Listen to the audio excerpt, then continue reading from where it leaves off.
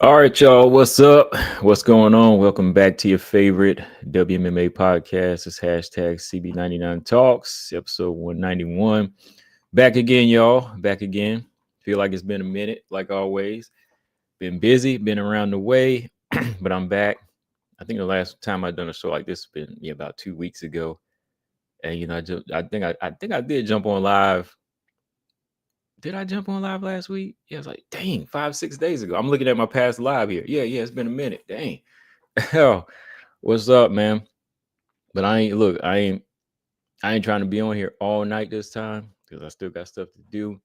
So, we're gonna get into this because there's a lot of stuff I want to talk about, man, especially with this. Oh my goodness, breaking this some breaking news, like my man BJ said, breaking news, man. Shout out to my man BJ. He texted me this because I ain't really on IG like that anymore. Like I've been telling y'all, you know, if some of y'all send me messages there, like I might jump on there once a week now. I'm doing like an Instagram fast. I might get rid of it altogether, but I just been trying to get away from like social media and crap like that. Outside of YouTube, because YouTube is useful to me, more so useful. But IG, I just don't really get on there much. It's a lot of crazy stuff on there. I'll check it for updates. Like I said, once a week. But if y'all want to hit me up, y'all got the email. So yeah. But yeah, BJ texted me this, man, and yeah, shout out to oh yes. We're gonna talk about it here in a minute. I ain't gonna jump right into this fight, so y'all can hold off on that. I'm gonna talk about it when I'm ready. Because y'all know that's the one I've been asking for. This is the one I've been asking for. But I see a lot of y'all here. What's up? What's going on?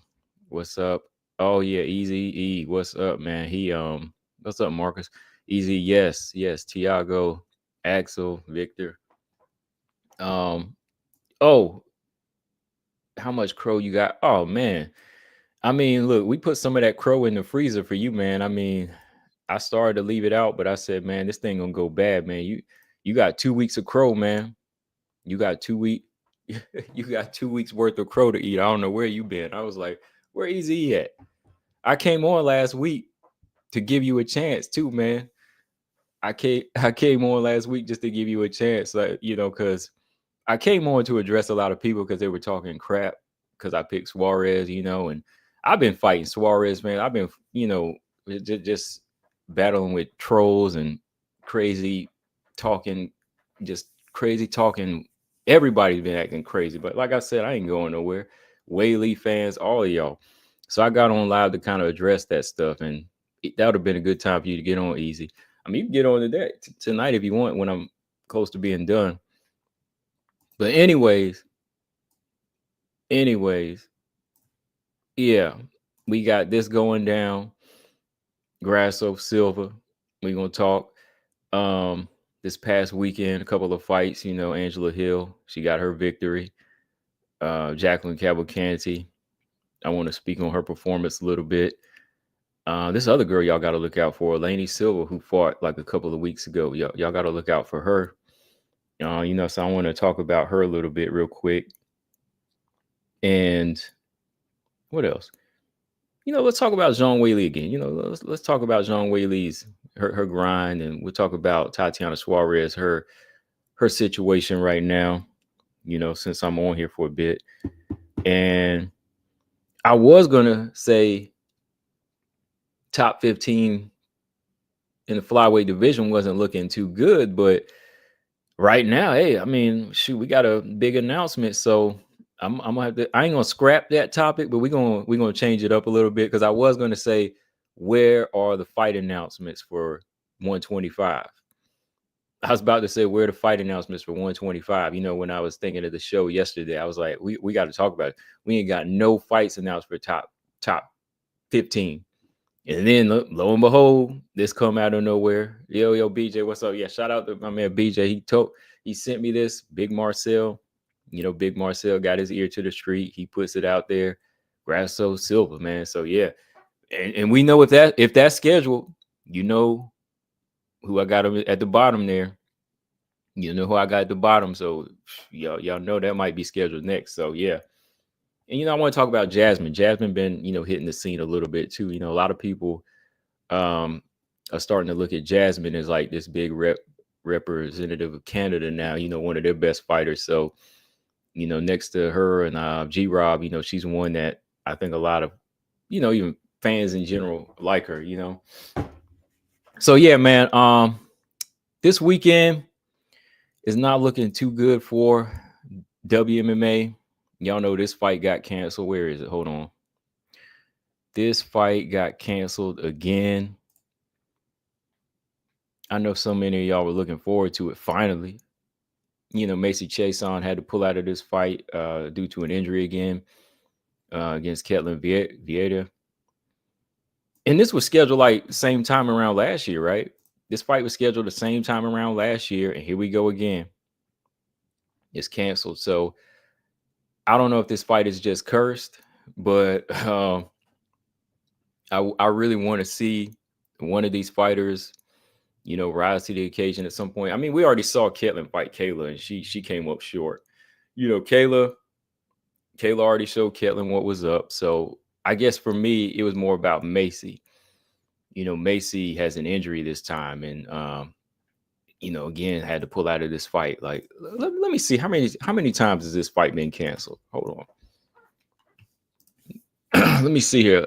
How many times has this fight been canceled? All right, it was scheduled last year, January 13th of 2024. And that was the only time, right? Yeah, that was the only time, but they had to cancel it. And then she fought Penny instead. Then she fought Laney Silva. So she was back in action after that. So I'm not sure if it was Kettlin's situation that time. It might have been. But yeah, a year later, this fight was about to happen, and boom, it's canceled again. But this is how it goes. This is how it goes. So maybe Jacqueline could get a rematch with Irene Aldana or something. Maybe she can get that get back fight with her. So yeah. Or said I'm personally not interested in bantamweight, and I watch it because I'm a hardcore fan, but I definitely understand why people are not interested. Before I think even before you were around here, we were always talking about why does bantamweight. Well, not why it does bantamweight. Like some people say, why it sucks. I'm like, hey man, like it's just going through a change right now, and I'm not saying it sucks. Like right now, I think that it's just going through a transition, and it's better than it was 2 years ago. But it's definitely not like a division we, invest in like flyweight right now. Even strawweight still beats it, but hey, strawweight's on its way. Strawweight's on its way down. Not down, but strawweight's not what it used to be either. It's definitely not what it used to be. It's going through its transition. So yeah, definitely needs more prospects. So yeah, this fight got canceled again. So there's no WMMA fights. I think Steve Garcia, yeah, his fight got canceled too. He did an interview with BJ about a month ago. He was looking forward to the return. Edson Barbosa had to pull out of the fight. UFC Seattle has like 6 cancellations. 6 cancellations, man. So it's crazy. It's really crazy right now for him. So yeah. But yeah, this past weekend I watched this fight again. I don't know if y'all watched this LFA fight yet. I know Easy hit me and said some of y'all need to watch out for this girl, Laney Silva. She's a strawweight. Talking about strawweights, this girl right here, Laney Silva, man, she's looking good, man. The way she scored this knockout this past Friday. Hold on, y'all. I don't know when my phone is hooked to my laptop like that. It interrupts me like that. If y'all hear that loud ringing, so somebody trying to call me and hope. Yeah, Laney Silva taking on the LFA champion, knocks this girl out, Rose Conceição. And I mean, the fashion that she did it in, it was like some Ming Valentina type knockout, man. It was crazy. Definitely one to look out for. She has some really good striking, really good, countering abilities, speed. Not like Natalia Silva, but she's a little bit more calculated, body shots, nice body setup, good takedown defense. Actually got some takedowns on the wrestler here. So I like what I saw. I like what I saw, And yeah, now that she has the belt, yeah, they might fast track her. I personally would let her defend the belt because she's what, 22 years old. So to me, I don't want to see her jump in there and get a rude awakening like, Josephine Newton did. And then, then boom, she's gone. Right. So I think at 22 years old, I think there's still some room for defending her belt. Or, don't go to the contender series yet. Just defend your belt maybe a couple of times here and then just go from there. So yeah, Laney Silva, look out for this girl. Man, I thought she was going to get a knockout in the fourth round when she kept landing kicks to this girl Rose's body, man. She was landing some hard body kicks, but that last round, it was set up nice. It was set up nice. She went right up to the head and knocked the girl out. So yeah, shout out to Laney Silva. Yeah, look out for this girl. Look out for her, man. What else do we have? That was the previous Friday. But yeah, Jacqueline Cavalcanti and Julie Avila. I am, definitely one that's watching Jacqueline. I'm watching her. And I know, like Aura said, that we need some more prospects. I think that she is one to look out for. But there's some points in fights where when you see a knockout coming, you got to take it. And that's what I kept saying in this fight. Like, I don't know if y'all felt the same way. Like, y'all know me. Look, I like a technician. But if I see the opportunity there, you got to get it because it can be a gift and a curse. You let somebody off the hook too many times, they come back and beat you. Like, what are some fights? Name a fight where y'all seen that, where that y'all just wanted to kick the fighter in the backside because they let somebody off the hook. Name a fight like that. I can't name one right now. Well, let's say Miesha Tate and Holly Holm. Holly Holm was winning that fight. Maybe Holly Holm should have, went in for the knockout against Miesha Tate or something. Maybe she should. Maybe she should have went straight for the knockout and got her out of there.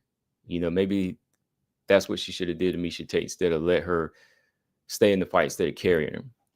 Carrying a fighter sometimes will lead to you losing the fight. No, carrying a fighter might lead to you getting carried out. Let's put it that way. If you carry a fighter, you might get carried out. So if you see the finish there, you got to get it. You got to go ahead and get it. And I think that, Cavalcanti had enough skills to finish Avila. And again, I'm not trying to sit here and be like somebody that's like one of these couch critics that don't even watch fights. No, I just see with the way she was taking this girl apart, landing the better shots. She's bigger too, huge and doing this type of damage with her punches. It's like this girl's game to be finished, especially when Avila went after it in the third round. Avila went after it in the third round. She was wide open. And I seen like Jacqueline throw uppercuts before. She threw some uppercuts in that Jacqueline Nunes fight. So Avila, the way she runs in, she was open for big power punches towards the end. And if not, like I said, when she throw out jabs just like this, that leads to knockouts. But I didn't really see Jacqueline throw a lot of jabs in this fight. I didn't see her throw too many jabs at all. Easy said Jackie continues to impress me. She has to be more versatile, in my opinion, though. Yeah, like I'm impressed by her. I'm definitely impressed by her IQ and, her variety of strikes, the way she throws. Like, I think she throws better than a lot of the girls at bantamweight. Like, you could definitely say she's not throwing raggedy punches. Like, I know that she has some technique, but as far as like getting people out of there and dominating, that's still something I don't see her locking in on. Like at the end of the end of the fight, when they gave her the interview, she said she fight anybody, and she was all loud and everything, saying, "Hey, come get it." I'm like, all right, you got to be ready. I mean, you got to fight the same way too, though, because you got to have some stopping power if you fight Kayla Harrison. Like if you match her up against Kayla Harrison right now, how would it go? Like, let's be real. Like, how do you think it would go? like Jacqueline Cavalcanti versus Kayla Harrison. Like, I think, of course, if it was a striking fight, just a pure kickboxing fight, Jacqueline would win. But this is MMA, and you got to have some stopping power. You got to have some stopping power, to stop girls in their tracks. I think maybe she does have it. Maybe she just needs to commit a little bit more. But when opportunities are there, go ahead and take it. Especially in this division, if you want to be entertaining and you want to get the best fights. Because yes, sometimes, Dana, I don't know if he tells matchmakers like, okay, if this person's boring, even if they winning, we're gonna put them on the back burner. So you gotta be finishing, or you just gotta be dominant too. Like, that's why I was comparing her to Joanna the other day. Like, her style, if it's more volume, it would be nice to see her fight more like Joanna, throw more jabs, beat girls up, TKO them. Because if you were doing that, then yeah, that would still kind of attract a certain fan base. Like, even if you weren't getting some crazy submissions or knocking people out, if you could beat girls into submission, they would love that, I know I would. I know people always call Joanna the decision queen. I would still watch her fights. I mean, I could still watch all 5 rounds of Joanna's fight. Joanna's fights were not boring. Joanna's fights were not boring at all. She might have went the distance in a lot of her the title defenses, but they were not boring. They were not boring at all. But yeah, that's just what I need to see from her, man. Like, I need to see Jackie kind of step it up, put the pedal to the metal whenever the opportunity is there. And when you paint a girl like this, she had Avila on the back foot a few times and bleeding and just outgunned. It was there, it was there. It was there. It was there for her to get her out of there. Paul said, yeah, I'm not seeing the killer instinct. Yeah, I'm not seeing the killer instinct. That's what I was saying. Like, I don't see the killer instinct in there because I think she's sticking more to technique and game plan. But you got to switch modes, man. You got to switch modes. And you got to go in there thinking that I'm the better fighter here. This person's not on my level. So that's something, yeah, you got to think of, because the longer you keep a person in there, then it's like, oh, maybe this person is as good as them. Maybe they have something that's kind of getting their respect. No, like, if you feel like you better get them up out of there. Show them that we ain't on the same page. Hey, you don't get paid for overtime. Joanna fought Wei Li was a crazy fight. Yeah, that was one of Joanna's best fights. 5-round decision. One of her best fights, even though she didn't get it. Easy said JJ was never boring with decisions because she was busting girls up. Exactly.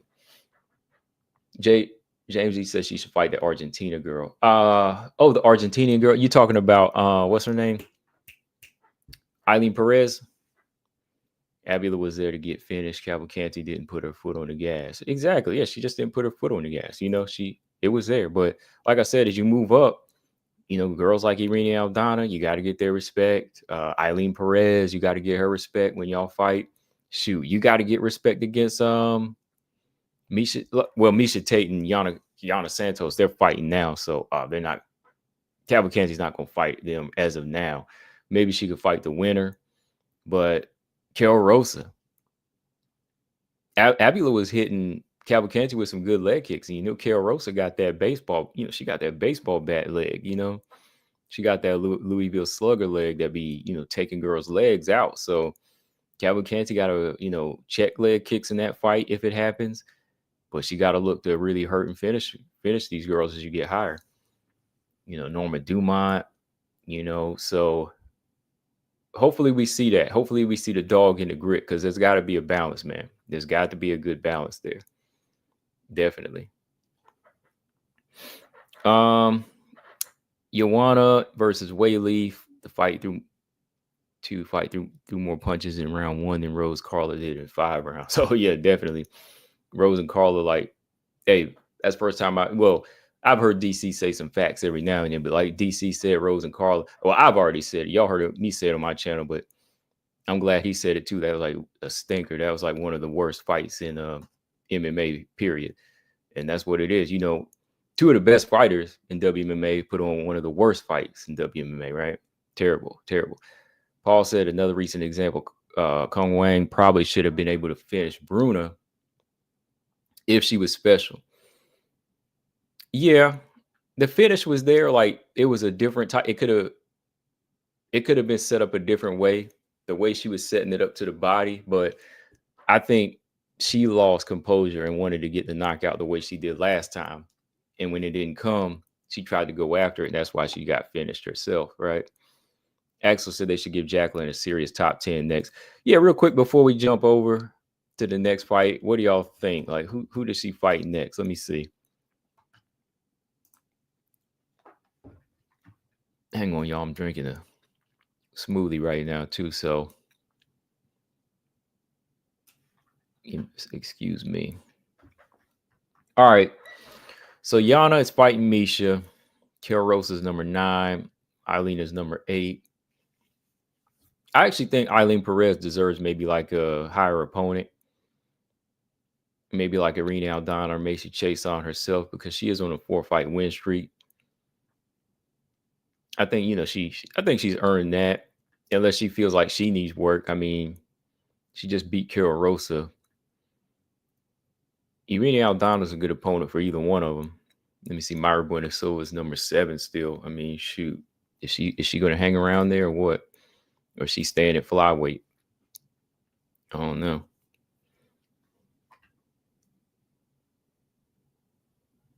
Zama said, how come nobody ever mentioned Shevchenko Carmouche? I always mention that fight.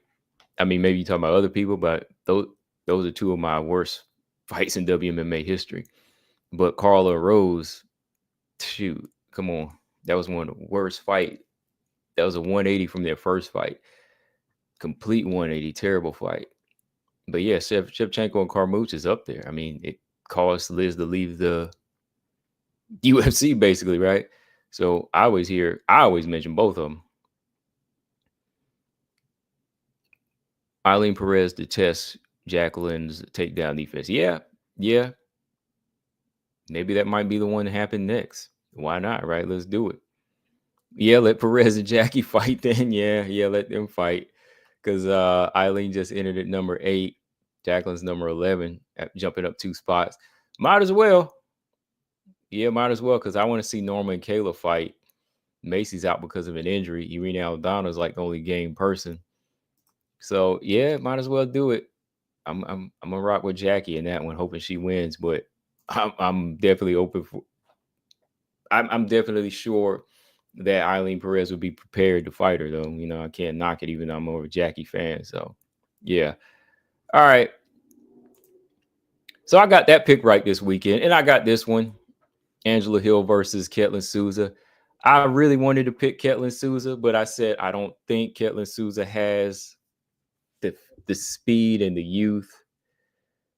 Ketlin Souza, I wanted to pick her, believe me, but when I really did the research on her fighting style, I was like, nah, like she ain't gonna knock Angela Hill out. Angela Hill ain't ever been knocked out before. Like Angela Hill is tough as nails. Like when it comes to like her, just her durability. I didn't see it, man.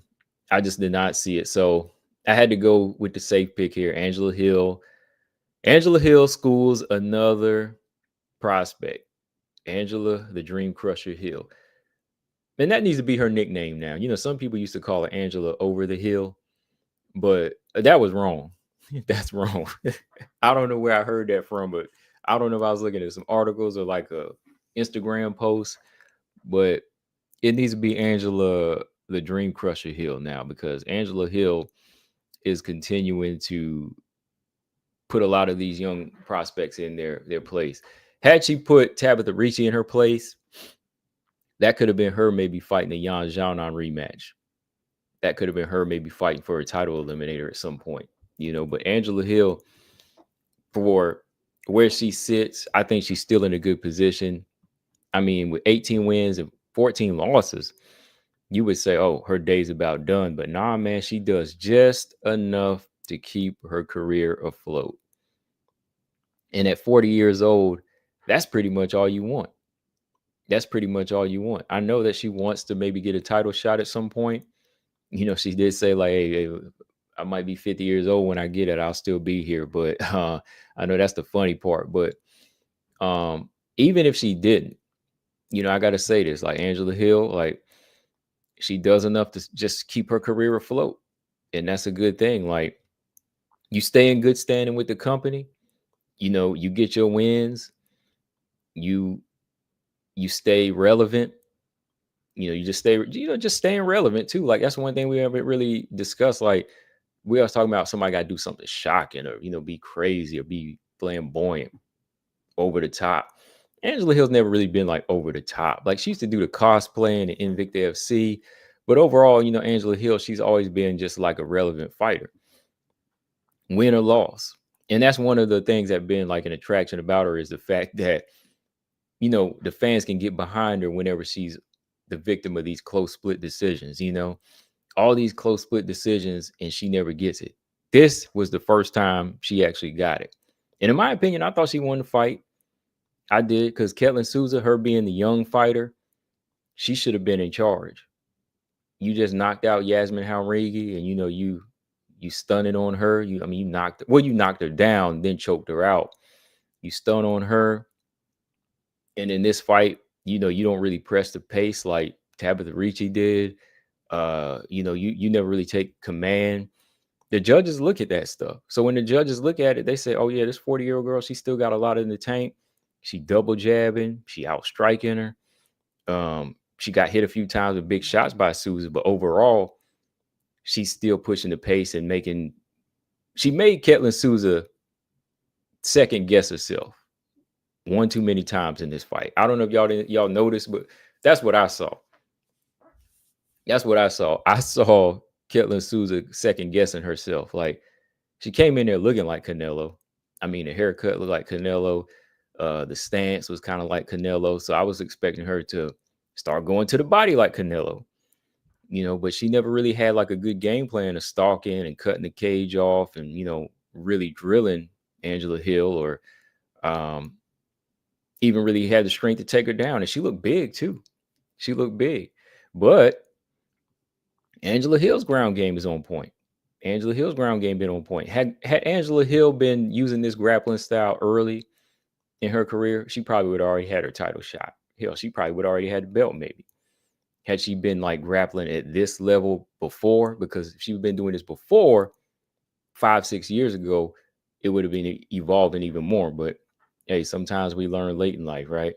And at 40, sometimes you pick up stuff quicker, especially if it's something that you really wanted. And y'all see Jenna Bishop back there. Like that's one of the keys that's been really helping her with her grappling, man. It's like Angela Hill's grappling ain't looked this good since she's been working with the black belt, and the way she clinches and controls, like she's not always about submission. She's just using good head control on the cage for, knees to the body and just, frustrating her opponent.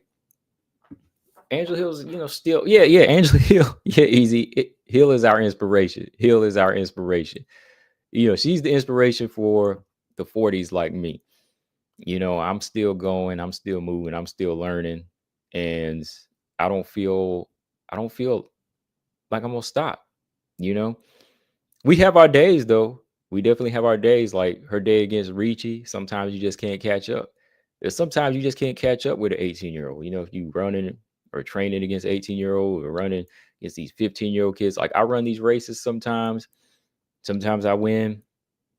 Sometimes these 15-year-olds, they leave you in the dust, man. They be gone. 17, 18, they be on cross-country teams and track teams. I don't even mess with that no more. I'm like, I can't catch up. I'm like, this kid's gone. Paul said, yeah, I was about to type that. Yeah, over the hill. Yeah, some people used to say that, over the hill. Angela over the hill, but Angela Hill is she's still game. She's still game on this level. And it's a good way to finish her career. Like if she never gets any higher, Angela Hill can still make it throughout the, she can make it to 45 or so doing what she's doing, and then go out being known as, okay, the fighter that fought everybody. The fighter that fought everybody. Look at her resume. Even during the COVID year, she fought like 4 times. The COVID year, she was only like one of the people that fought 4 times that year. So Angela Hill, they're never going to get rid of her. They're never going to get rid of her. Like she could lose her next 2 and she would still be here and I would be mad if they did, because she does just enough, to be relevant, because her skills are enough to make these other girls have to go back and do their homework. So Angela Hill's been a teacher.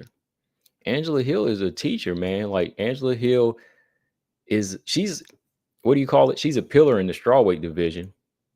Angela Hill is that pillar in the strawweight division. She's needed because she tests some of these girls. Like, if you didn't have Angela Hill, you would have a lot of prospects climbing this ladder that we wouldn't know how good their cardio is, or how good their defense is, or how good their ground, or even how good their ground game is, or how good their discipline, like control is, Angela Hill, she makes these girls go through a test before they can get any higher. So you need that, man. It's like a boss level, you need that level of fighter like her that continues to send these girls back and do what they do, hey, grow. Because, she did it. Okay, look, she did it to Pinheiro, Gomes, Ducote, Loopy. I did pick Loopy to beat her too, but then when she took Loopy to school, I was like, oh, snap. And then Gomes, Gomes didn't have the power or skill to do anything with her. So I was like, hey, look, Gomes got to go back to the drawing board. Now Sousa's another one. So that's just what it is. I hate to see these prospects get taken out like that, but that just shows you that they're not ready. But at the same time, Angela, she's in a position where it's good for her. But I know some people, they want to see her go ahead and get pushed to the side so they can move on. And that's where it comes in when they bring up something about the belt. I think they asked her about it. She says she wants to fight for the belt. My answer to that is, I don't know. I don't think at this point she will reach top 5, or I don't think she will get to that point of fighting for a belt. Like, I think her chance was maybe had she beaten Tabitha Ricci, because I think that would have put her in another position. Like, had she beat Ricci, that would have put her fighting against maybe a top 5, a rematch with Lemos, Verna, or Yan Xiaonan at the time. Yeah, she would have been fighting Yan. She would have been fighting Yan at the time instead, because Ricci got that fight. Ricci had got that fight instead. So yeah, that probably could have been her last chance. But at this point, yeah, I don't see really going for a belt. But I definitely see her beating some more prospects. So they got to be on their game. But yeah, shout out to Angela Hill, man. Easy said, yeah, combo, when I spar with dudes like 18 and 20, I have to use timing because I can't outwork. Yeah, you ain't gonna outwork no 20-year-old. I can't outrun no 18-year-old unless I use technique. Like, it's like how I used to do this, when they just have that certain burst, but it's so much. There's so much to it now, like, you got to use your wits when you're trying to outrun these kids now. Like, got to beat them in a mental game. Like, oh, play possum a little bit. Then I hit him with that burst at the end. But yeah, what do y'all think, man? Angela Hill, she'll be around another 5 years, 5-10 years. We'll see. But yeah, man, here we go. Hit that like button and let's go ahead and talk about this breaking news, man. I just wanted to talk a little bit about this past weekend. All right. I ain't gonna hold off anymore, man, because look, I'm ready for this. I'm glad that the UFC heard my calls. They heard my wishes. They heard my prayers for this one. It's going down. UFC 315, man. And we were just talking about that. I know Paul brought it up a few shows ago that we had no top 15 fights announced. And now Paul just got hit inside of the head. This is how you catch somebody. Paul over here talking about we ain't got no top 15 fights announced. We all were like, man, where the fights at? I was about to talk about that in this show. Next thing you know, boom. Caught me with this one. I didn't think they were going to give it to me, man. I thought they were going to throw Barber or Aaron in the mix because, Aaron asked for it. Low key, I was like, okay, if Aaron get the Grasso fight, I'm fine. But for real, I was like, nah, this is what need to happen. This is what need to happen. Alexa Grasso and Natalia Silva going down. Let's see. UFC 315, May 10th in Montreal, Canada. Yes. And yeah, this is a must. This is a must right here. You know why? Because Natalia Silva is in the position right now that Manon and Aaron were in last year, where they did the work. They went all the way up, 6-fight win streak in the UFC, and now it's time.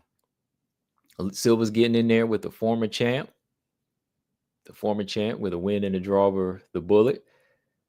This is how you test yourself now. She's beating everything. She's beating everybody else that she needed to beat. This is the fight. They kept holding off on this girl for a while. I was like, ain't nobody fighting Natalia. Like, why ain't y'all scheduled Natalia yet? Of course, I'm being impatient because Natalia was being active. When was her last fight? In September, right? But dang, man, wait a minute. Okay, her last fight was Andrade in September. So let's see. October, November, December, January, February, March, April, May. Dang, 8 months. That's a long. That is a long time. So if you're gonna give this girl 8 months, it better be worth it. And this right here is for sure worth it. This fight is worth it because this is what I wanted, man. This is a perfect style matchup, size-wise. The styles, the clash of styles. They both love to stand up. I think with Grasso not having to worry about being taken down, you're going to see her show up. Y'all know Grasso had, I think, broke her leg, but at this point, she'll be recovered, which is good. That's still 3 months out. Perfect. No excuses. Natalia, she been showing out in the gym. Been looking at her low key. So this is going to be crazy, man. Let me see what y'all saying in the comment section real quick. All right, Rewired said, what's up, Rewired? He said, I got Grasso. Yeah, Marcus said nail biter for sure. For sure. Easy said Silva by KO. Dang. He said Silva by KO, book it. Oh, it's booked, baby. It's booked. She's in motion now. James G said title eliminator. Should be a title eliminator. Winner gets Bullet or the Beast. Yeah. Zama said backup fight for Chev versus Manon, French Canada. I'm actually saying, I actually think that they should put the Bullet and Manon on this card. They should definitely be on this card too. That would be perfect. That would be perfect because this is Montreal, right? So a lot of French fans there. A lot of French fans, right? Canada and France have their alliance, right? So that'd be a perfect card to put Manon on. So UFC 315, perfect time to put Val and Manon on there as a co-main event. That'd be good. Really good. Yeah, that'd be solid. Victor said, so Manon versus Valentina won't be booked soon. It should. It should. This fight shouldn't have anything to do with that, but it should be booked in May. Like, it could be put on this card. It could be put on this card. Easy said, I told you they're going to fast track Silva. They have to if she keeps winning. Oh, yeah. I consider it. I won't even say they fast tracked. I think they moved her at the right pace. I think she moved at the right pace. She moved at about the pace as Aaron and Manon did, and Tyler Santos and them fighters. I think she moved at the right pace because she beat everybody they put in front of her. Now it's been 8 months since her last fight. Gives her plenty of time to prepare for a former champion. Axel said, combo, this fight is checking the top 5 of the flyweight division. If Silva wins, what will her ranking be? Above Manon or Aaron? Above Manon and Aaron? No, if she wins this fight, I think if she wins this fight, it might put her under. It might put her under Manon, I think. I think if she wins this fight, Grasso loses, that bumps Manon up to number 1 and then Natalia up to number 2. Since Grasso will have lost 2 in a row and Manon is still on her streak, it should bump Manon up to number 1, seeing that she's gone longer with wins and already beaten Aaron, the more significant people. So with Grasso losing the belt and now you lose again, Grasso will go from number 1 to number 3. So that should move Manon, who's going to be a rightful contender, to number 1. And then that'll move Natalia Silva to number 2 and Grasso to 3. Does that make sense? Right. That to me, that makes sense. Like the person that's still on their undefeated streak should be and that got there first should be number one then. Like Grasso still holding on because she was the former champ, but if she loses and she's two losses in a row, that'll knock her down like to 3 to me. Yeah. Get with Candy. What's up? She said this is a good fight. Yeah, definitely it's a good fight. I think this fight's going to answer a lot of questions. Like, what questions do y'all need to see answered in this fight from both of these fighters? Like, let me ask y'all that.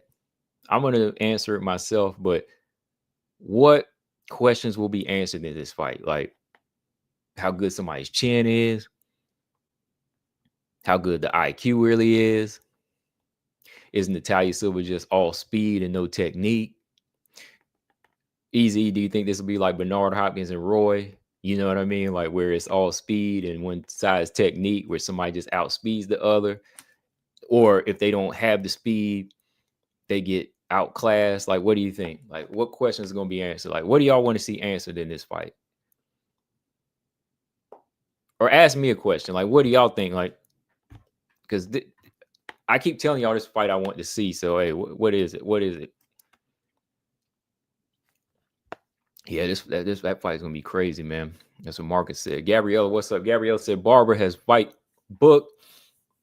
I'm sure she's not fighting down, so Aaron Barber might be booked. Yep, that's what I'm saying. It's got to be Aaron and Barber next. It's got to be. It's got to be. If it's Aaron Barber, and we got this too, my year is starting off right. My year starting off right. James G, what's up, man? He said it'll show if Grasso still got it. Pennington, after she broke her leg, didn't look the same. The state of the bantamweight is why she won that belt, right? But yeah, I know what you mean. Yeah, coming back after a broken leg, this is going to answer a lot of questions. That's one of the things I wanted to bring up too, is because Grasso's leg being the way it is, like I don't know how bad it was. It's going to affect the performance, So Grasso's not going to be. Maybe she will, maybe she won't. Maybe she probably won't be as light on her feet. When is she ever really light on her feet? Because I know she kind of leans on her front foot a lot to really put power in her punches as of lately.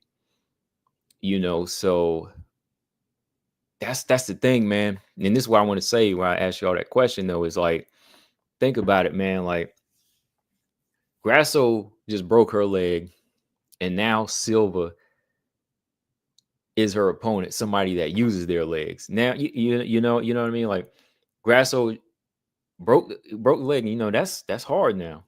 You just broke this leg, and now you got to face an opponent who uses their legs. Woo. Oh my goodness. So that's what's making this even more interesting. Like, even before this whole leg thing, I thought this was gonna be a tough one to call. Tay, what's up? Tay, what's going on?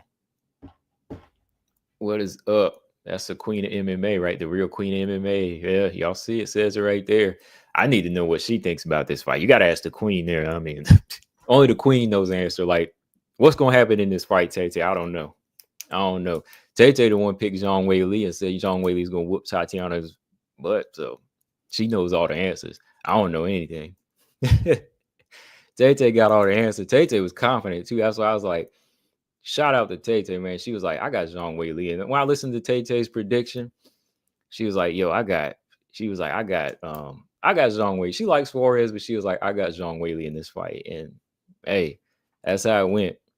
I've been meaning to give her props when I saw her come through here. But yeah, she got that one. Easy said, check my answer. All right, hold on. Easy said, Grasso's going to have to learn timing when someone is actually faster than her. Grasso has been used to having the speed advantage. Yeah, that's true. Because you don't really know what Silva's going to lead with sometimes, but what she leads with leads into her throwing some tricky, quick combinations, Sometimes it might be a kick. Sometimes it might be a 1-2. Maybe a little bit of both. And then, she's gone. So, timing, I think, timing is going to be important. And she used timing. She did use timing against Valentina. it was like timing versus timing with Valentina. But in this fight, it's going to be her timing against Natalia Silva's awkwardness and speed. Okay, Paul, he said, you see my comment? All right, hold on. Let me go back up here. Okay, Paul said, hold on. Paul said no takedowns here. Both great strikers, but those kicks from Natalia and her movement speed could be the difference here. Yeah, the kicks are going to be a big part of this fight. The kicks are going to be a big part of this fight because of the even the leg too, and the way Grasso leans on her front leg. So yeah. Mark said, I also see split decision all over this fight. Yeah, I don't see a KO in this fight, and I don't see a submission. Like, Grasso is not going to get her hands around Natalia Silva's neck like she did Valentina. Silva's up on her ground. Silva's up on her ground game. That's the thing. Like, she chooses to strike, but she's up on like her submission defense, takedown defense now. Paul said, yeah, no takedowns. Yeah, we ain't gonna really see no takedowns in this fight. James said, do you think Pena's going to be on this card? I doubt it. I think Pena's going to be on that June card, actually. James said, oh, hold on. Mark said, one question I have for Grasso will be how well Grasso will handle Silva's movement. Yeah. Yeah, because Grasso, I think she's used to a lot of girls coming to her, like Macy Barber. What's the other girl's name? Jin Kim, JoJo, Vivian Araujo. A lot of those girls like that were meeting her in the center, but y'all see Natalia Silva like to move. You know, Natalia Silva like to move, and she'll stay on that back line and she'll circle. She she will meet you in the middle, but she's very cautious. A little bit more cautious than Grasso. Like, Grasso, her finish, she never really had a lot of finishes, I think, because of the way she approached certain fights. Like, she just didn't have that power like that. But when you see Silva fight, she'll dictate the pace. I'm used to seeing her dictate the pace and pick when she wants to engage. And that could be where you see the two separate. Like, who's really good at picking when they want to fight, and who really has that high IQ, or who knows how to make that person fight their fight. Like, can Grasso make Silva fight her fight, or can Silva make Grasso chase her? You know, that's kind of what I see, because Grasso got that heart style of boxing.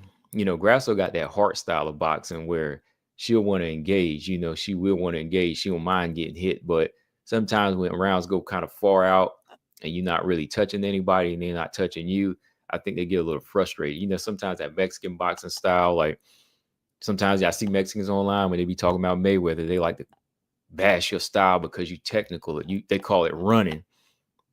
So I think it comes down to Natalia Silva keeping a lot of range and doing a lot of movement and picking when she wants to exchange and picking when she wants to connect. You might see a lot of that in this fight. Easy said, I already said Grasso is in for an ugly skid. These girls are too good these days. Victor said, how many rounds will this fight be? I want to say it's probably going to be a 3-round fight, unfortunately. This would have been nice as a UFC Fight Night card, main event. This should have been a main event on UFC Fight Night, because I doubt this is going to be a co-main event. It needs to be a 5-round fight. It would be a nice 5-round fight. But with this being Grasso's first fight back with, her leg, they might just say, all right, we'll just throw this out as a 3-round fight. Yeah, Grasso's well-rounded, Tay. She is. And Grasso, yeah, her experience. Yeah, Grasso is really technical with Valentina, yeah. Axel said, how good is Silva on her back? Grasso's an opportunist with submission and BJJ. I think Silva, that's the question. Like, we'll see if she winds up on her back. My question is, can Grasso get her on her back? That's my question, because Silva is pretty physically strong. Like, she is strong. James says Silva's footwork is going to give Grasso problems. I think Val is more stationary, so she can't set up power shots. Yeah, that's a good point. Yeah, Silva moves. Silva moves too much. Silva makes you reset. See, Valentina is flat-footed. Like, time Valentina's sitting on her punches more, and she'll throw the same combination. So it didn't take much for them to figure that out, with her being a boxer too. But now she's fighting this awkward striker that's in and out, Mm. Yeah, Victor, I would love this fight to be 5 rounds. I would love for this fight to be 5 rounds. Like, I don't want to sound grateful, but yeah, this would have been a nice UFC fight night main event. A lot of these women's flyweight fights make really good main events. Like, I think Macy and Aaron is going to be a main event. What do y'all think? If they do Macy Aaron, I think that might be a main event, though. Gabby said, would love to see Silva in a 5-rounder to see her cardio. She moves a lot. Yeah, this needs to be for that very reason. For that very reason. Yeah, Tay Grasso, but now I have the question, that broken leg. Yeah, that leg. I just add that to the mix. Zaman says Silva's got superb takedown defense. Grasso's grappling is a non-factor in my opinion. Yeah, I really don't see her grappling. Like, I don't see her neutralizing or trying to lay and pray to slow Natalia Silva down. I see Grasso more engaging and looking to slug with Silva or draw Silva into a slug match. Like, I see her actually being open more to take a head kick than actually take Silva down and then hold her down. I mean, maybe she won't. Maybe it all depends on how the leg is. Like, if the leg bothers her, maybe she will shoot. Maybe she will look to get fight to the ground. But I don't really see her trying to grapple with Silva. Silva was controlling Andrade. Silva was really controlling Andrade. All right, see you, Victor. All right, later, man. Gabby said Barbara versus Aaron probably gets the main event slot. Yeah, I think so too. Not on this card, of course, but I think they'll probably April. Barbara has fight news for April, just so y'all know. So she's probably going to get a main event in April. So we're going to get some springtime beatdowns. I don't know who, Aaron or Macy, but we'll see. But yeah, this was a good announcement. I'm ready for this fight. We're going to talk a little bit more about it. I just wanted to throw some breaking news this way on it. And, we get everybody up to speed on it. Yeah, there's still some questions I need to see with Silva as well. That's why, man, I do kind of hope this is a 5-round fight. I doubt it is, but either way, it's going to answer questions. Silva has a former champ under her belt now with she's got a former champ under her belt now with Andrade. Yeah, I think she's in a good position. Let me ask y'all this, though. Let me ask y'all this before we jump to the next fight. Who do y'all think beat Viviane Araújo more convincingly? Not that it really matters, right? Like, moving forward, I mean, styles make fights, but who do y'all think struggled with Viviane Araújo more?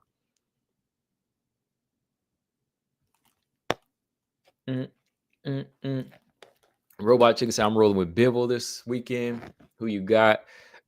I thought Bivol won the last fight.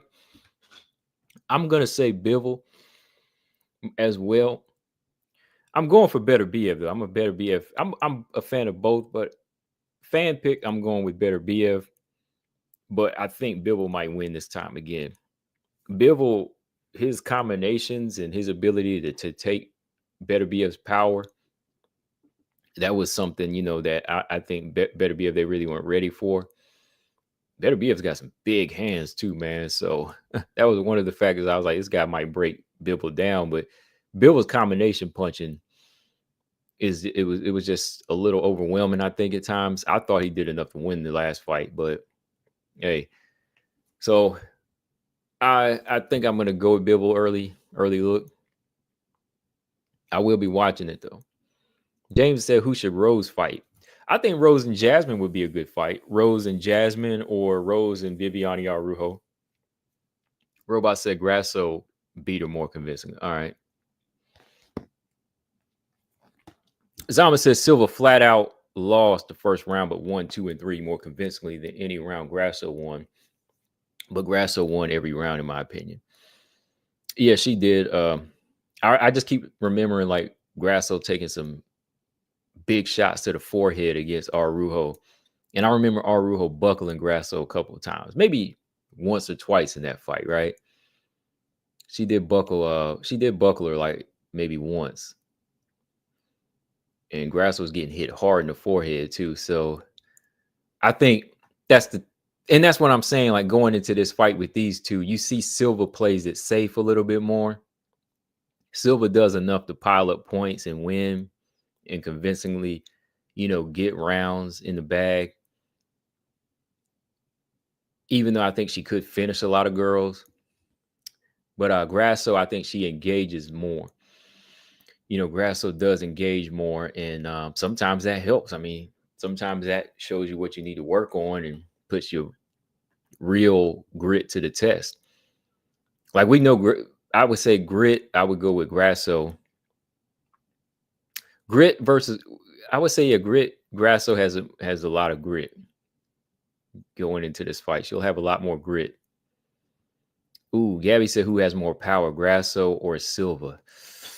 I think when it comes to kicks, Silva has more power in the kicks. I think when it comes to hands, Grasso's got more power there. Like, I think when Grasso chooses to sit down on her punches, she's hurting. She'll hurt you more and she'll put you down. Silva throws just enough to kind of blind you, and the way she's moving, she's not really putting full power. She snaps. Silva snaps, but not like there's not knockout power there. It's not knockout power. Like Grasso don't have a lot of knockouts either. Grasso doesn't have a lot of knockout powers either. I think Grasso has respectable power, and that's still power. Barber ate it. Barber felt it. It made her respect her a little bit. Same with Araujo, so I'll say that. Oh, man, I just remember somebody, who was that earlier? I might have missed a comment, but my fault. Somebody said Angela Hill and Ebos would be a good fight. It just ran through my mind. Yeah, that's a good fight. It just popped in my mind. I don't know. I just thought about it. Somebody said Ebos Hill. Yeah, that is a good fight. I don't know who said that. I forgot. Yeah, Mark said Grasso has more power when it comes to hands. Yep. Easy said Grasso got a big forehead too. It's hard to miss. Yeah, I mean, you got to target whatever's there. Big mouth, big nose, whatever it is. Like, scar tissue. Who do I got? Luana versus Montana. I think to make BJ mad, I'm gonna go with Luana Carolina. No, I'm just playing. Marcus says Silva does her damage in accumulations. Yes. Yeah. The power is different but equal in my opinion. Grasso has to sit on her shots. Silva generates pop with speed. Right. She generate that Manny Pacquiao type of speed. Whereas Grasso, the Canelo type of power, sitting on that front leg, not a lot of speed there when she's in the pocket. Both of them could do to sit down on their punches more, in my opinion. Both of them had denied themselves knockouts. I don't know if y'all agree with that, but I think both of these fighters have denied themselves some knockouts a few times. Like I thought Grasso could have knocked Macy out if she wanted to. I think Natalia Silva could have knocked Andrea Lee or Viviana Araujo out if she wanted to. But, got to play it safe sometimes. Got to play it safe. So, yeah. All right, y'all. So, also got this fight. I think somebody brought this up before, like this potential fight happening, right? Jacqueline Nunes versus Priscilla Cachoeira. They are trying to kill somebody in this fight. I knew it would happen eventually. They want to see somebody knocked out, seeing stars. And if I don't get a knockout in this fight, I'm going to be upset. Look, I'm doing videos bashing both of them. If I don't get a knockout in this fight, somebody's getting criticized. If you put two styles like this together, and both of these fighters, they pride on, their power and how they fight, somebody better get knocked out. Because that's why this fight's being set up. They want to see somebody get knocked out. And look, I want to see somebody get knocked out in this fight, okay? That's how this fight is being sold. Why else? This ain't no title eliminator. This ain't no title eliminator, okay? This ain't no BMF fight yet. I mean, they are bad, but hey, they ain't on that level. But this ain't deciding any of that other stuff. This here is just to get the crowd ready for what's to come on this card. Because they set it up. It's the opening fight. Man, how y'all gonna have this as the opening fight, though? They got this lined up as the opening of the prelims. This fight, maybe they just ain't fleshed it out yet, but this fight here should be higher than Dubin and Carly Giudice. Maybe they just ain't lined it up yet, but this ain't no opening fight right here. This is a fight where you want to see somebody get knocked out. And the main card needs to witness this. This is on the UFC Fight Night card, March 15th, y'all. Just so y'all know, this is on that Vittori Dolitz fight. This that rematch coming up March 15th. Less than a month away. Dang, will I be on for this card too? Because I want to see somebody get knocked out and call it with y'all. Hold on.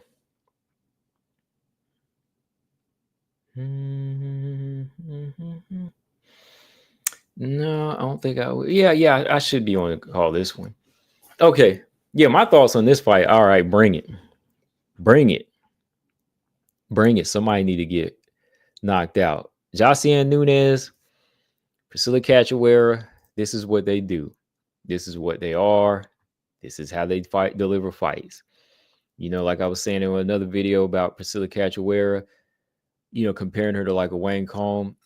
This is the road she went. People want to see her score knockouts. They don't want to see her in there pecking away. And that's the thing. She likes to do that. Cachoeira likes to knock girls out. So let's see her continue to take that approach against somebody that wants to do the same. Like Jacqueline Nunes, I don't know how far she's going to get in the bantamweight division. This fight is at 135. Some questions were answered whenever she fought Chelsea Chandler. Chelsea Chandler was able to neutralize her. Cavalcanti beat her on a 2-fight losing streak right now. This is the type of fight that she needs to just kind of stay relevant. Just to kind of stay relevant. There's a lot of work that needs to be done on her ground game, but right now we just need to see her in like a stand-up fight, and this is it. Yeah, these are two fighters, Marcus, I have on my list for bare knuckle fighting. Honestly, yeah, I put them on my list for bare knuckle boxing. Because that's what you're going to kind of get in this fight. You ain't going to really get any kicks.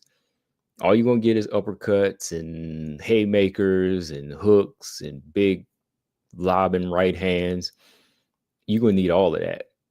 Okay. So to me, at some point, when we know we already know their ceilings. Like Priscilla Cachoeira, her ceiling is here. It's pretty much exciting fights like this. Don't see her beating anybody in the top 10. Don't see her even beating Miesha Tate or Yana Santos, anybody like that.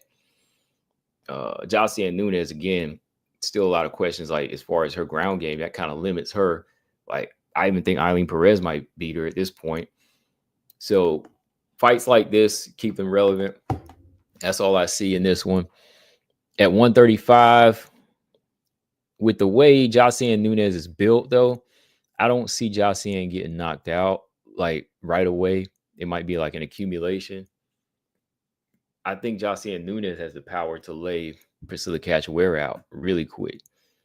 But 135, Priscilla, her power carries. It does carry. So we'll see, though. What do y'all think about this one, though? The BMF belt for females. Who do I got against Lemos and Lucindo? kind of lean towards Lamos a little. I do, after looking at Lucindo's striking in the last fight. But we'll see. Like, Lucindo's ground game might give Lamos some trouble. I'm not sure. But yeah, this fight here is be interesting. You know, it's definitely going to be one of them ones where somebody's going to, get stung. It might be an accumulation that they just get laid down. And that's what WMMA needs. It needs fights like this, though, in my opinion. We need to see more fights like this. All right. What else was going on? I was looking at this interview with Jasmine Jasudavicius. She's been doing a lot of interviews lately, I guess, because her last performance. But, Jasmine, she's been, I won't say talking a big game like she's talking crazy or anything, but she's been keeping herself relevant. She's been staying in the news, and she's looking for fights too. I mean, she says she wants to take a break because she's been so active. Since losing that last fight to Tracy Cortez, she's won 4 in a row. So she's put herself in a good position in the top 10. Definitely improved in those last 5 fights. She beat Gabby Fernandez. She beat Miranda Maverick, 2 years ago. And that time went by fast. Then she loses to Tracy Cortez. That time went by fast. That was in 2023. Then she racks up 4 wins last year, and some significant wins. She beats Lipsky. She stops Lipsky. Fatima Klein, that was a good win. That was a good fight just to stay relevant. And then she beats Cathera by a finish, beat Mayra Bueno Silva. Because I know some people thought Mayra Bueno Silva might win that, but I think a lot of her wins were significant. And all her wins, they were like different levels of Jasmine too. She didn't look the same in all these fights. She did look different, like she was working. So I like what she's doing. I like what she's doing as a fighter.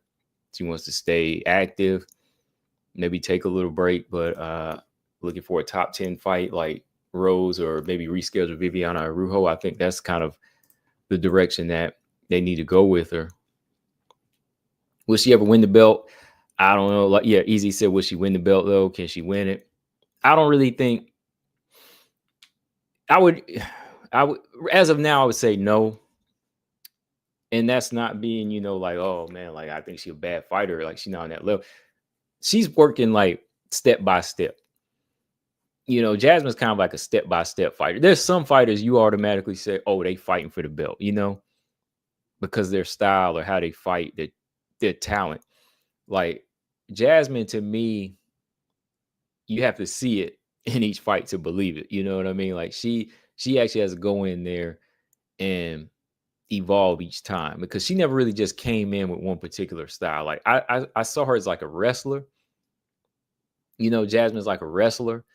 But I never really just say, okay, she does it well. Like she's kind of got a mixture of grit and wrestling, but she's got to be in there against certain styles to know what she needs to work on later. Like everybody does that. But to me, it's just like, I don't see her completely talented in one form. And that's all right. That's teaching her to be a well-rounded. That's okay. It's teaching her to do a little bit of everything. And like her striking in her last fight looked good. That was her best suit. And her fight before that, her takedowns, her grappling was good. And her fight before that, her wrestling was good. So in every fight that she's been in, it's been like, I'm seeing a different thing to her. So yeah, like you go back to your question, would she win the belt? As of now, I would say no, but would she fight a top 5? Yeah. Can she win against some of the girls in top 5? Could she beat Rose? Possibly. Easy said Jasmine reminds me of Angela Hill as far as her progression. Yeah. And the good thing, but the good thing about Jasmine, her progression is it's starting a little bit early for her. And she has something on her side that Angela don't, is that real physical strength too. Like very similar, because yeah, they both like work on the job. But I think with the way Jasmine moving, Jasmine will get to the top 5 first. I think so. Jasmine's got more consistency too, where you don't really see like Jasmine not fight. That's the difference too between her and Angela. Like Jasmine will always fight. Jasmine might lose, but she'll always fight. Sometimes Angela Hill, she might take a fight off. You know, some fighters take a round off. Sometimes Angela take a whole fight off. You'd be like, hey, that ain't Angela. Where you at? This ain't Angela Hill, you know? But I think Jasmine, she definitely has potential to fight a top 5 fighter. Like if she beats somebody of significance like Rose or Viviani, she can call for a winner of Macy Aaron. You know, she said that I'll fight Aaron, Macy, I'll fight Grasso. You know, she, of course, didn't mention Silva because she already lost to her. But yeah, she's down to fight anybody. So that shows me that she is training for something. And with that mindset, you know, she's training for the best fighters. So yeah. Like, what about you, man? Like, Easy, what do you think? Do you think she fights for the belt? Do you think she beats a top 5 fighter? I think she at least beats a couple of top 5 fighters. Jasmine Roadblock is Silva. Yeah, definitely. Jasmine Roadblock in that particular style, great strikers are going to be her roadblock for sure. Cortez was a roadblock, you know, because her boxing was so much better. Any girl with great takedown defense and good foot movement will beat her, I think. That's just my opinion. Gary said might beat Macy with that crazy chin. Yeah. Grasso has questionable takedown defense. Oh, yeah. Oh, yeah. Yeah, we said I think Silva's still 30-27, Jasmine. Yeah. Yeah. That's a different level. Grasso is too clean on the feet. Oh, against Natalia Silva. Yeah.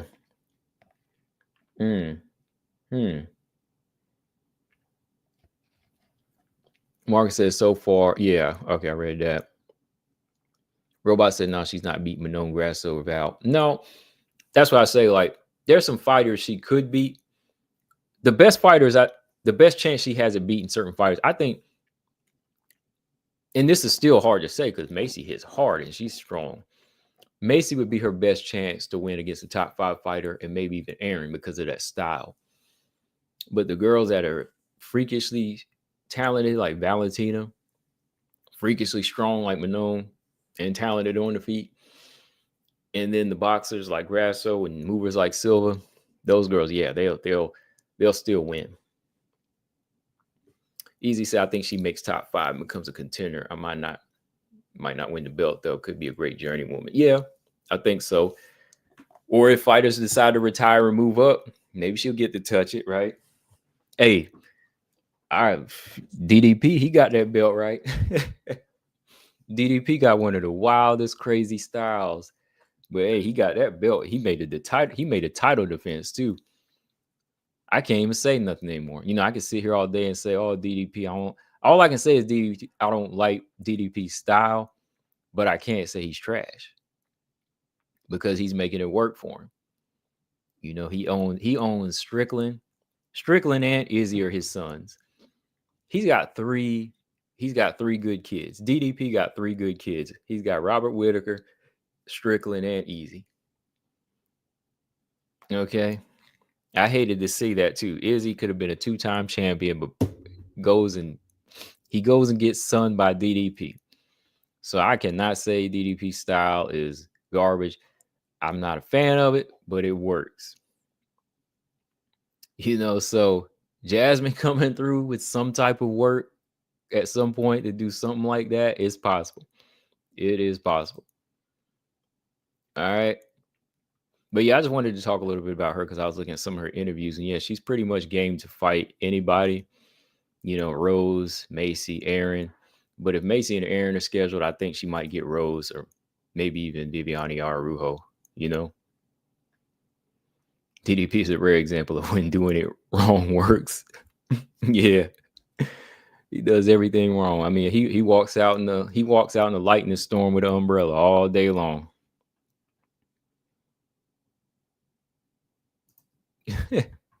Oh man. But yeah, also, yeah, shout out to Julie Avila, man. You know, Julie Avila, she decides to call it quits. There's her gloves. I was just looking at that. You know, Julie Avila, I know she never got to a level she probably wanted to get at, But hey, sometimes family comes first. Other things come up in life, and hey, you got to move on. And like she said, she wants to spend more time with her daughter. And sometimes with nagging injuries and having kids and things like that, you have to make that right choice. And if you have the kids in the family, and that's not really your steady income, then you got to go on. You got to move on. And my thoughts on her retiring, good for her, man. 36 years old, had quite a number of layoffs because of injuries, had some other hiccups going on, I believe, with business like gym stuff, but also having a child. It's time for her to move on from other things. And I'm sure that she's probably going to stay in the fight circle. Like she might be a trainer, gym owner, instructor, because I think she is a black belt BJJ. So people will still see her behind the scenes. The fighters will still see her. But as far as getting into the cage, that's a whole different story now. You got to leave that behind at some point. And I think with Avila, choosing to have that family, that's good. That's good for her. But, whenever you got to stay focused, I think you got to be really special to be able to juggle both. You got to be special to do both. And sometimes, when you're doing both, that fight game, you have to see it as your main source of income too. I think fighters like Miesha Tate and like Amanda Nunes, they know that's what they know. That's all they know. So they had to keep doing that. Julia Avila, she's a smart fighter. I mean, she's a smart lady too, because, Julia Avila is like a geologist too. So her mind is probably still in other things. And when it comes down to it, Avila's probably like, hey, I ain't trying to wind up punch drunk here, when I could still be a geologist or something else. This girl has, like I said, degrees. So when you still have these other things like degrees and things, you have to kind of weigh it and say, okay, do I want to continue risk beat my brain to sludge, or keep my brain for something that is going to be an asset to another career, or hey, taking care of my daughter, right? So yeah, that good on her, good on her. And especially when you haven't got to that high level, like say if she was top 5, it might be different. But again, being inactive and down here at the bottom, sometimes you rank, but still you have to keep pausing. Because you look here, I'm looking at her schedule here on Tapology. She was supposed to have a fight with Kel Rosa 5 years ago. It got canceled 4 times. All right. She's had a lot of cancellations. She's had a lot of cancellations since coming into the UFC. Let's see. 1, 5, 6, 7, 8, 9, 10. That just shows you, man, like she's had 10 cancellations. And then, gone for a number of years. So when things are like that, you have to make that call and say, okay, like, can I still commit to this contract? Probably not. Because whenever I am healed up, I got to take care of my daughter. I got to take care of this. Got to take care of that. You have a husband, so family comes first, man. It just comes before the fight game. And I understand why people like Valentina, Zhang Weili, they make that choice. Like, you really wouldn't want to try to be dating somebody like Valentina or Zhang Weili, because you're going to come third. I ain't even going to say second. No, you ain't even going to come fifth, okay? You won't even come fifth to Valentina or Zhang Weili if you were dating one of them fighters. So you shouldn't date no champion like that. And that's why they don't date really like that. They're not really committed to somebody. Why? Because they're committed to the fight game right now. They want to get as high as they can now, because this is like a once in a lifetime thing to them, right? Number 1 to Valentina is MMA. Number 2 is MMA. Number 3 is MMA.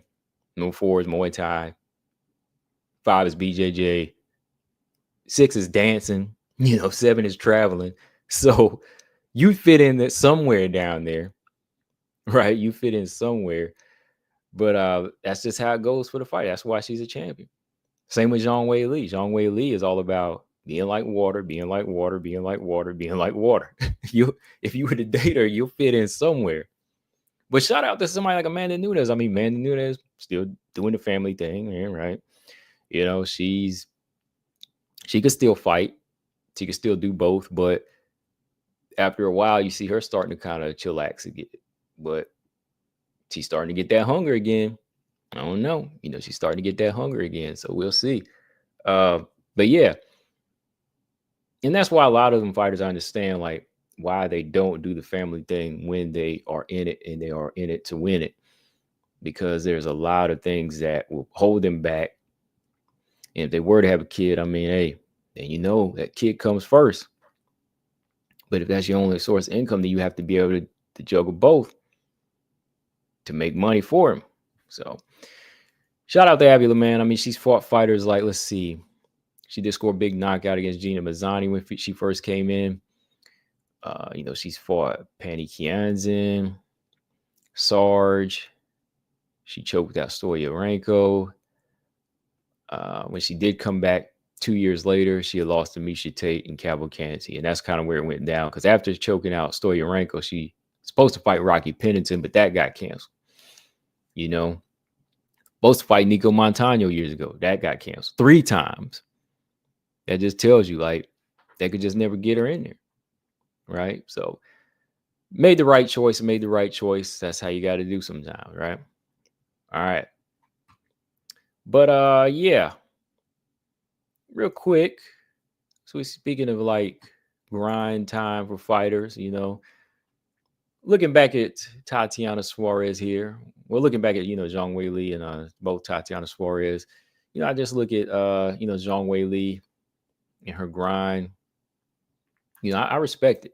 I gotta say I respect it all the way. Like, even if I wasn't like a Zhang Weili fan, I have to say I respect, you know, Zhang Weili's just grind to grow.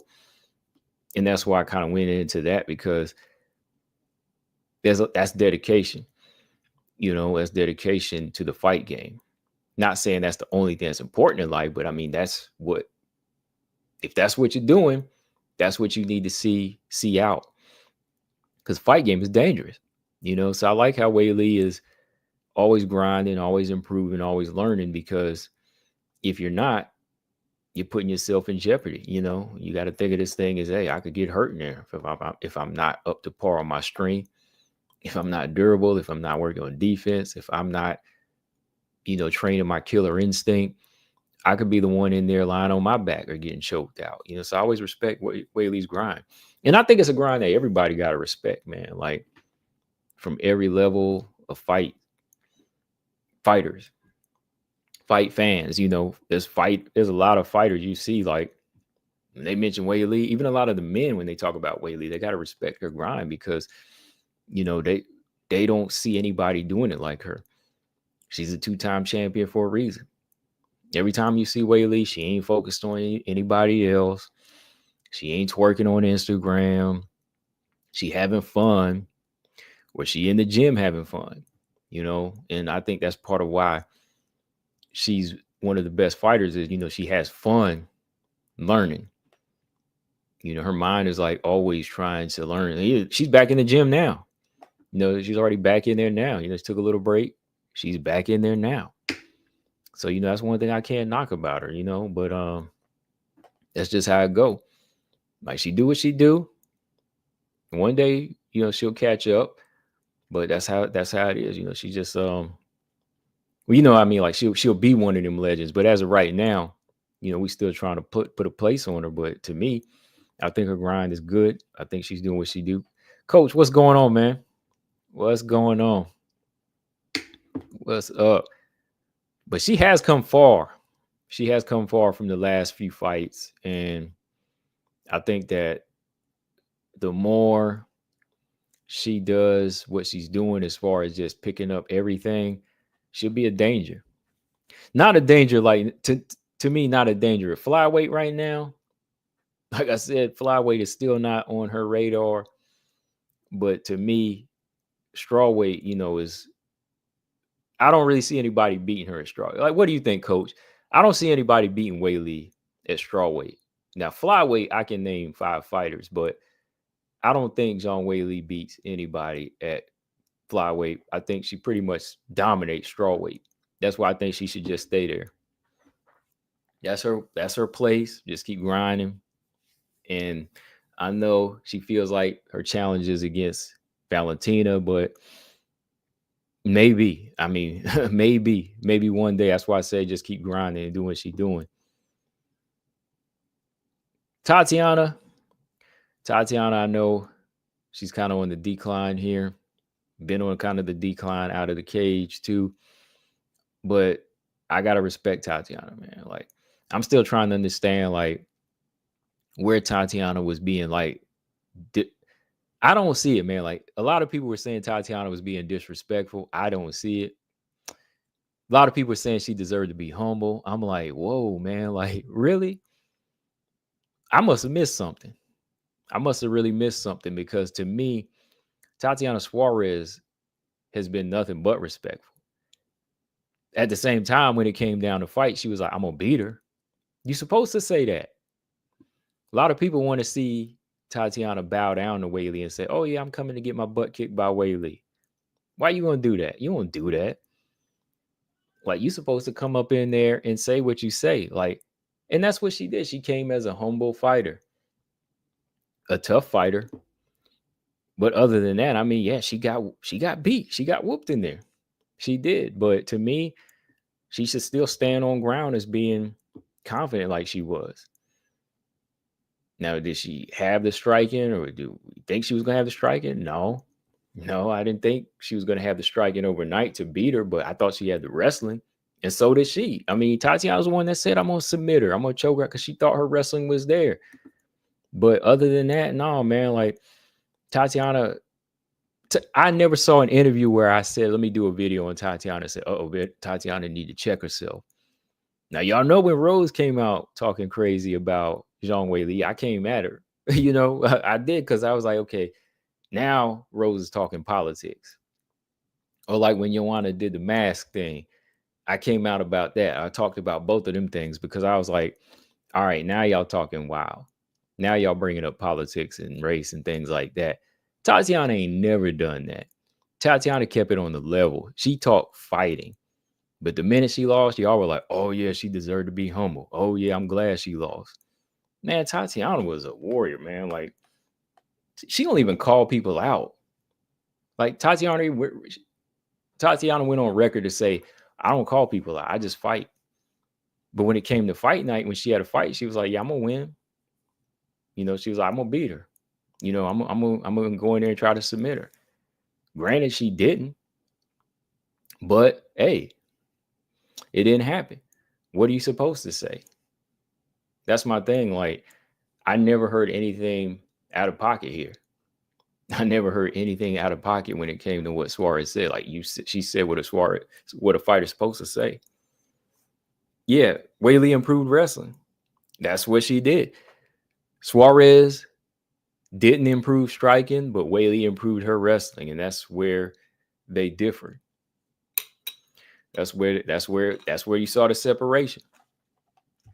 So going forward from here, man, Suarez, if they're going to continue to fight, it's got to be boxing. It's got to be Muay Thai. It's got to be striking. It's got to be all forms of, stand-up fighting that she can incorporate to her wrestling. I'm not saying she got to become this great Ali fighter overnight, or, this great Clarissa Shields striker overnight, but she's got to be on her game, man. Like, she's got to get boxing timing down. She's so she's so trained in timing for shooting even her naked takedowns like she did against Weili, which left her open. She got to be quicker with them hands too, man. She got to be quicker on her timing. So I think, trying her best to utilize her being a southpaw is what needs to be done. Like, if they ain't done with the fight game, that's what she's got to do. They got to get some of the best strikers and sparring partners, and call up Michaela Mayer. Her and Michaela Mayer about the same size. Call up Michaela Mayer. Call up them Serrano twins. Call up Amanda Serrano. Say, hey, Amanda, let me get some work. Call up Clarissa. Call up Clarissa. Shoot. Clarissa Shields, Michaela Mayer, Amanda Serrano. All of these boxing champions she need to be in there with. Shoot, I don't know if her and Rose don't plan to fight at some point. If her and Rose don't plan to fight at some point, maybe link up with Rose. Rose up there at Rose is up there at 125, right? Maybe her and Rose could work out some sparring, So that's what I would do if I was her trainer. I would get her I would find the connections to get to some good boxers, some good female boxers, and put her hands to work to make her a little bit more comfortable. Because she looked good on the mitts. Yeah, everybody looked good on the mitts. You see Suarez hitting the mitts, and you like, oh, okay, she look all right. But she need to be up in there. I needed to see some footage with her training with some boxers. She needed to be up in there with some boxers. I needed to see that headgear on with her fighting Michaela or somebody. You know what I mean? What is her name? But Katie Taylor's way out there. I'm just saying, like, some American people. Paul said Mayer is running it back with Sandy Ryan. Yeah, she is. I'm gonna go with Sandy Ryan again. No, I'm not sure. I'm really not sure. I don't know. Mayer might win this one. Coach said MMA art at strawweight. MMA art at strawweight never again. He said, I'm never going to doubt Whaley again. Her and Valentina are the most complete fighters in WMMA. Both of them can win. Yeah, I'll never doubt Whaley again now. And that's fine. I mean, like, I had some doubts, of course, but she's gone through so many gauntlets now. So her style improved. Nope. I think she's covered every basis at strawweight now to be dominant.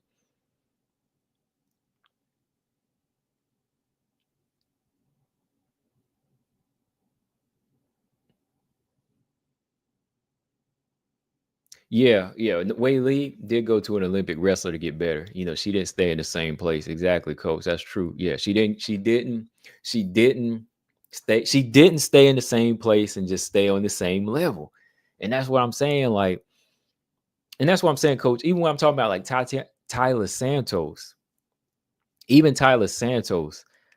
she stays in the same place, man. Like, she ain't going out there getting her butt kicked, man. Like, she need to go get her boxing and her striking right.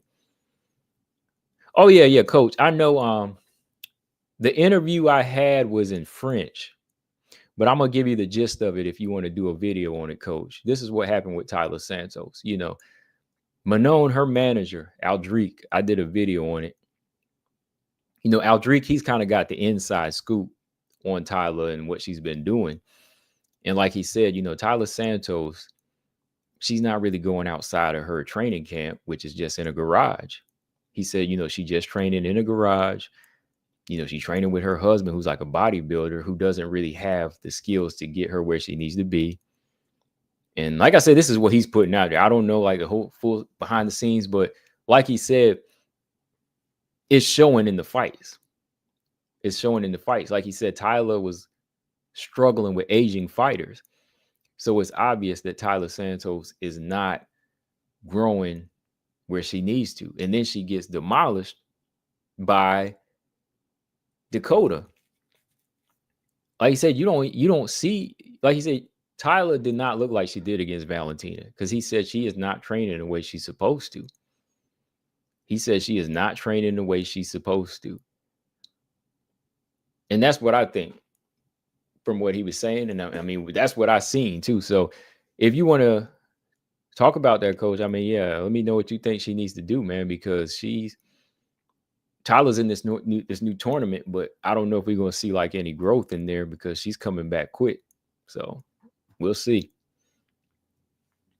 But yeah, so Suarez, she just needs to work on those things, like I said, and get back to where she needs to be. I don't really think like she's fully on no decline, but we just never know. We never know what's going on with her. And outside of the cage, that's one thing. But I think she'll be back.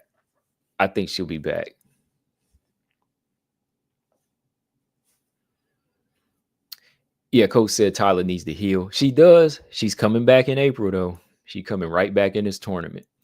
There's a PFL tournament, and she's right back in it. I don't think that's going to give her the time to heal, though. Well, of course, it's not. I mean, it's not going to give her time to really even grow as a fighter, is what I'm saying. Yeah. You know? All right. So, yeah, these are the 3 matches. Look, I want to see these 3 fights right here. And I think we are on the crash course for it. Because I was going to say, hey, man, top 15 right now is looking a little slack. We didn't have any fights announced. I know you see it now, coach, but hey, in May, we got Grasso and Silva. Grasso and Silva is lined up for UFC 315. That's one fight that I've been asking for. Macy Barber said she's got some news coming up in April.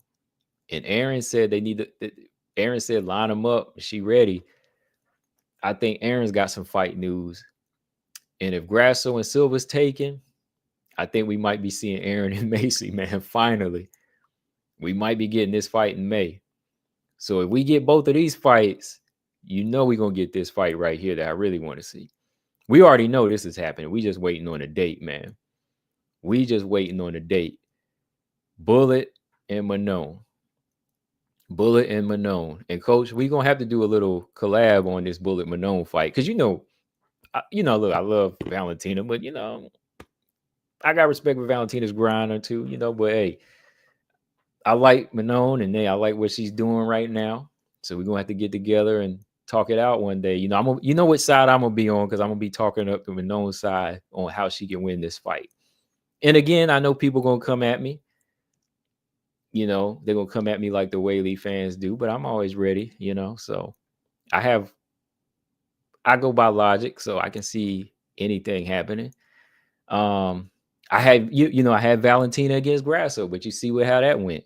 I broke it down, and then Grasso came out of nowhere. So anything can happen in MMA. So you know where I'm gonna be with that. But yeah, the top 15 right now is looking good. I just been waiting for some fights, but it's good to know they did schedule Grasso Silva. So now that this one's done, we can do Aaron and Macy next. And now we just waiting on this Bullet Manon date. McLeod said who win in Manon versus Valentina. Good chance. Look, as a realist, there's a good chance Valentina, her experience, gonna pull her through this fight. Manon, if her takedown defense is great, if her boxing is catching up to a level, if her power is effective in this fight, hey, she can win this fight. If she can be defensively sound and look out for any shots from, tricky shots like spinning back fists and head kicks from Valentina, she could win this fight. If she stops takedowns, she can win the fight. So it's going to be interesting. It's going to be interesting, man. But it's good to know that this stuff is starting to line up now. Coach said Macy's pregnant. Now, Macy's got a fight announced, though.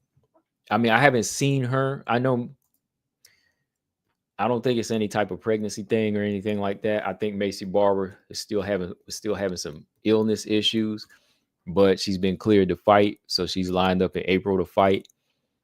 She just hasn't announced it yet. But who knows, man? They might give her the Rose fight again, too. I don't want to think negative like that, but I need this fight right here. Her and Aaron. Her and Aaron been talking so much trash. They've been talking so much little low-key trash that makes this fight so much more intriguing to me, So I need to see this one.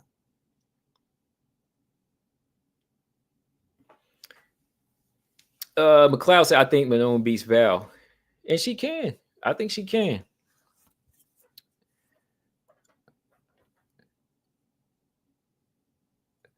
Coach said been hired. So, oh, really? Yeah, she's not pregnant though. She's fighting in April. She's putting it out there that she's fighting. So she looked ready to go. I mean, she's been talking. So I'm expecting an April return. She better be back in business because hey, the division ain't waiting on her. If she wait ain't much longer, she's gonna have to fall down. Yeah, she does look a little like she did put on more weight, probably because she's been so inactive. Because when was her last fight? Her last fight was almost a year ago. Her last fight was in March against Chikagan. So she's been out 11 months. But and she at one point she said she could be a straw weight. At one point, Macy Barber said she could move down to straw weight. Nah. Mm-mm. You better go up to bantamweight if you want, but nah, she can't be no straw weight. But she come back, in April. I hope it's this fight. But let me see. Yeah, ain't nobody else really scheduled yet, man. Ain't nobody else really scheduled here at flyweight except Grasso and Silva. Rose has been training. Maybe they will give Rose Arujo or Jasmine. Chikagan's been, Oh, hold on. No. Chikagan's out of the rankings, right? Yeah. Chikagan's up out of there for a bit. Okay. Seminara. Caitlin Seminara. I just noticed that. Caitlin Seminara is out of the rankings. Okay. Myra Winner Silva. Casey O'Neal's injured. Miranda Maverick. I believe she'll get a fight pretty soon. Tracy Cortez. Nope. Silva. Nope. Yeah, ain't nobody on here scheduled except, we have fights that need to happen. We have fights that we know are going to happen. They just don't have dates yet. We have a lot of fights that need to happen, but they just haven't put dates on it yet. So yeah, McLeod said Manon has good distance management. Yeah, she does. She does. And she's gonna have to beat Valentina to the punch, like Grasso did. You're gonna have to get Valentina's respect early. Like you got to land on her first. Don't let Valentina get into her counter punching style, where she's sitting down on her combination, her punches, and you just wait. You can't wait for Valentina. That's where Valentina wins. Like Valentina can take you apart once you wait, and then she starts mixing it up. Then sometimes she'll shoot on you and take you down, and then she just lays on you and lands some hard elbows, stays in your guard, and that's how she wins fights. So, Valentina, she can mix it up in there. Once you give her room to, and you let her get comfortable, you already made a mistake right there. Silva's faster. Grasso is more cagey. Okay, coach said Grasso can beat her. Okay, coach said he's going with Grasso. He's going with Grasso against Silva. Go ahead and drop that breakdown video, coach, on Grasso Silva. I might drop one in a little, maybe tomorrow or something. It depends, because I got this storm coming out my way. So if I'm locked in, I'm going to be on here. Because I'm going to be working tomorrow. But if this snow comes out my way, I might not. My plan is still to work, but it depends. I got Grasso who to outpoint Silva. Okay. I see Silva. I could see Silva winning the fight. How it goes, I'm gonna have to look a little more into it right now just to see how they play in each other. Like who takes more chances at the right time, who's a little bit more cerebral. Paul said, now that Grasso and Silva is set, we are going to get all our wishes. Macy and Aaron, Rose and Andrade 3. Man, if they do that one, man, I'm gonna fly through the roof. Add that to my list, man. Once these 3 fights fall in place, go ahead and give me Rose Andrade 3, man. Please let that fight happen. You know what? I want 5 fights, Paul. I want these 3 fights right here. And I want Rose versus Andrade 3. And then reschedule Viviana Arujo and Jasmine. How does that sound? That sounds perfect then. Like I kept saying, maybe Rose against one of them two. No. Give Rose Andrade 6 and 7. And then 8 and 9, Arujo and Jasmine. Reschedule that fight. There you go. Let's do that. Shoot. I'm gonna do a video here. We're gonna matchmake some fighters. I want Tracy and Miranda as well. Let's go ahead and do that.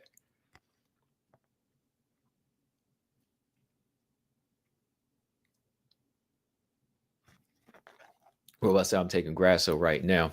I'm gonna take Silva right now. As of right now, McLeod said Grasso has the better cornerman and fought better competition. Oh yeah. I don't doubt that. Like, she's got the more well-rounded game too. I just think that Silva's got the better defensive-minded game, meaning that she can stop takedowns, she can control you. When she gets her hands on you, she'll kind of control your body.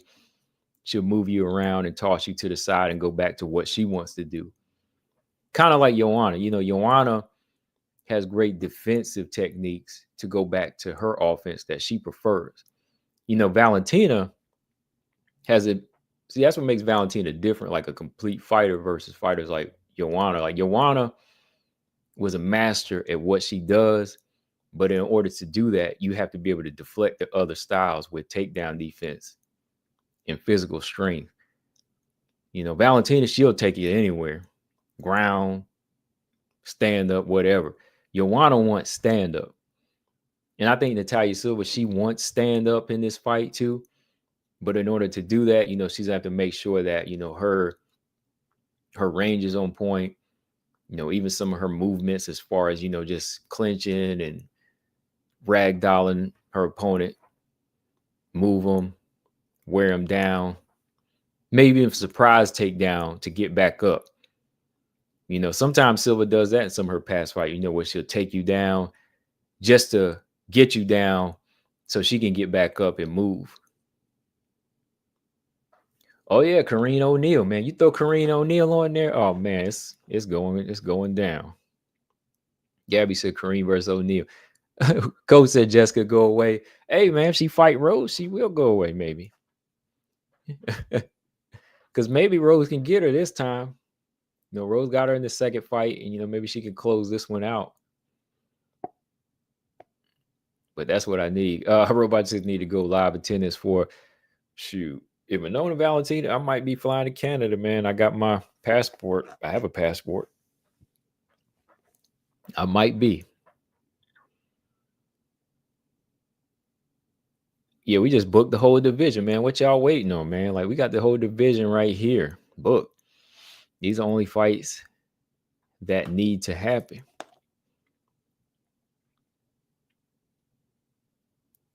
Yeah, McLeod said Silva has losses to average fighters. Yeah, she does. The Silva she was, though, even before the UFC, I know she lost to Marina Rodriguez. I think her losses helped make her the fighter that she is. That's why I don't really count those against her. I think that those losses that you've seen are mistakes that she's made in the past that you won't really see her do anymore. Let me see. Yeah, Marina Rodriguez early in her career. And she lost a couple of times, like way back, man, like 9 years ago. And I think those were fights where she just didn't know who she was. But since she's got with a better team, she hasn't lost in 8 years. She hasn't lost in 8 years now. Almost 8 years. And you just see like this different level. So I think it's going to come down to grind and grit, momentum, who wants it more, and then how they play in each other's styles. Like, I still want to, like Grasso, to me, yeah, she's fought elite fighters, McLeod. But the thing is, like, I need to see, like, was just winning the belt, was that like the pinnacle of her career where she just feels good and that was it? Or will she come back with that same hunger? Will she still be fighting to that level like she did when she fought up for the belt and fought for the belt? Because when she was defending the belt, I don't know, like the second fight with Grasso, then the third fight, there wasn't like an evolution in those fights. So I'm thinking that Silva's momentum is where Grasso's momentum was when she was fighting for the belt. So I think that might be the deciding factor there, like where Silva might be more fresh, and this is new to her. So you can't really say, oh man, like Silva's lacking experience here. I think Grasso got experience all day, but to me, I'm thinking like her hunger might be in question. Because when Grasso fought Valentina those 2 times after she won the belt, I didn't really see like evolution in her style, like somebody that really, really, really wanted it, like she did when she got it. But that's just me. Because at some point I would have said Grasso was going to win. Like I would have picked Grasso, but I kept sticking with Valentina all the way through. I said Valentina's going to win the second fight. Valentina's going to win the third fight. Because each time, like Grasso was just showing less to me. But we'll see. We'll see. We'll see how it works out in this one. Coach said, sidebar, you watch Cobra Kai? I do. I haven't watched this season yet. But I need to catch up. I did watch 5, which was 2 years ago. I watched all the way up to 5, but I need to catch up, Coach, for sure. Robot said, I think Silva's a better fighter than Marina right now. Marina was a legit. Yeah. I think that Silva improved way more than Marina in the right places, even as a striker. She's done what she's needed to do, especially at flyweight. Shoot. Silva took it in her own hands to say, hey, man, like, she's surpassing girls, And that's what you're supposed to do. McLeod said the same can go with the losses to Grasso. They made her better. Yeah, they did. Yeah, they did make her better on her climb to flyweight for sure. But her draw to Valentina didn't make her better either. Like when she came back in the third fight, she had no takedown defense. She had nothing for Valentina in that third fight, So I'm just wondering, like, has that moment already passed her where, okay, I won the belt. Okay, everything's good.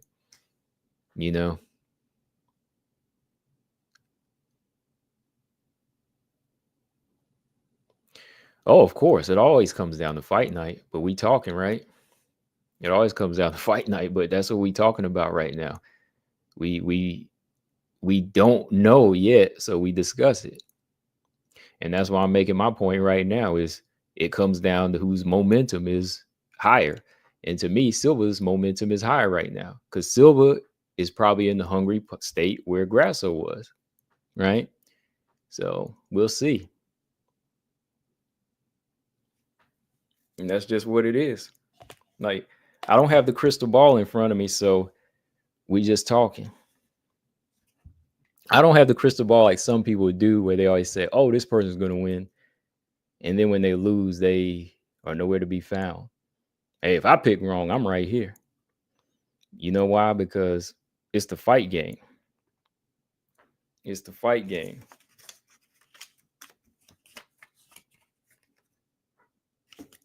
What shows are you watching? Are you still keeping up with Walking Dead? I'm caught up on Walking Dead. I haven't really watched any new shows. I'm not watching anything new right now. I haven't really found anything that interests me now. I'm actually just watching old Alfred Hitchcock from like the 50s. Was it Alfred Hitchcock Presents? I'm watching that. I'm on season 2 right now. I'm not really like, I don't know, like some of these new shows, maybe it's just some of the things that be going on in these new shows. I don't like it. Cobra Kai was like the one new show I did like, and I still like it. I just need to catch up on it. Cobra Kai and Walking Dead were probably the only shows I watch. I'm watching that Daryl Dixon show. I'm going to watch the Dead City when it comes out. But outside of that, yes, the only show I'm watching right now is like Alfred Hitchcock Presents. It's on Prime. All the seasons are up there. And I'm watching Twilight Zone always. What else? Oh, believe me, Paul, I don't watch a lot. One reason I'm not watching Cobra Kai right now either is because I don't have Netflix. And I got rid of Netflix like 2 years ago. I got rid of Netflix after I finished Cobra Kai season 2. I don't have it anymore. Yeah, I got rid of it like 2 years ago. Some of these other platforms, they're pushing it to me too. Like they're pushing it. I keep Prime because it's got a lot of old school stuff on there, like Twilight Zone and Sanford and Son. I love Sanford and Son, Twilight Zone, Alfred, and that's it. Yeah, Paul. I'm not wasting my time with a lot of stuff. Mark said I still watch Columbo. Hey, you can't go wrong with some of these old shows, man. Especially when they got all the seasons up there. Matlock. Oh man, them old shows still got it, man. Shoot. It's only a guess I don't give people a hard time that get picks wrong. Maybe a jab, not putting people down. That's cool. Yeah, that's corny though. Yeah, for sure. Yeah, it is. Like I just and because the pick is just a pick. Like at some point you have to pick. Like at some point you're gonna want to pick and just say, okay, I think this person's gonna win. And that's based off of just your knowledge of the fight game, right? I mean, some people pick because they root for somebody, and I do that too. But sometimes you just pick because what you have to work with. And that's what makes it fun. And that's what's supposed to make it fun. Like when you lose, you be like, oh, dang, man, this person lost. I can break down why they lost, of course, but nobody really knows what's going to happen on fight night.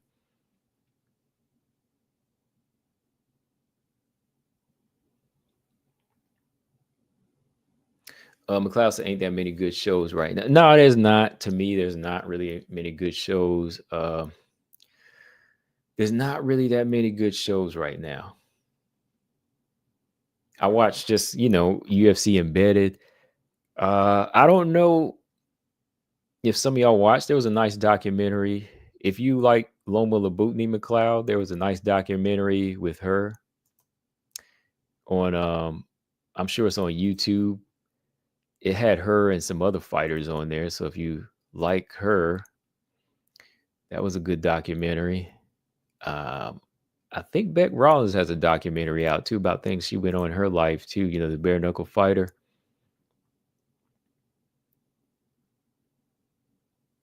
Knight Rider and Thundercats. Yeah, I'm a He-Man fan, so I watch He-Man.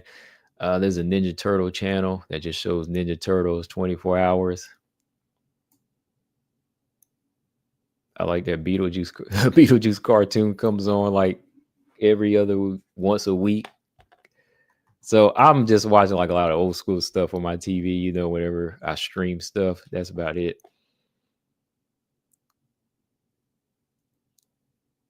Yeah, Marcus, that's it, Marcus. Invincible. That's one of the other shows I watch. Invincible. They got some new episodes up, right? I haven't watched them yet. Yeah, that's a show I do watch.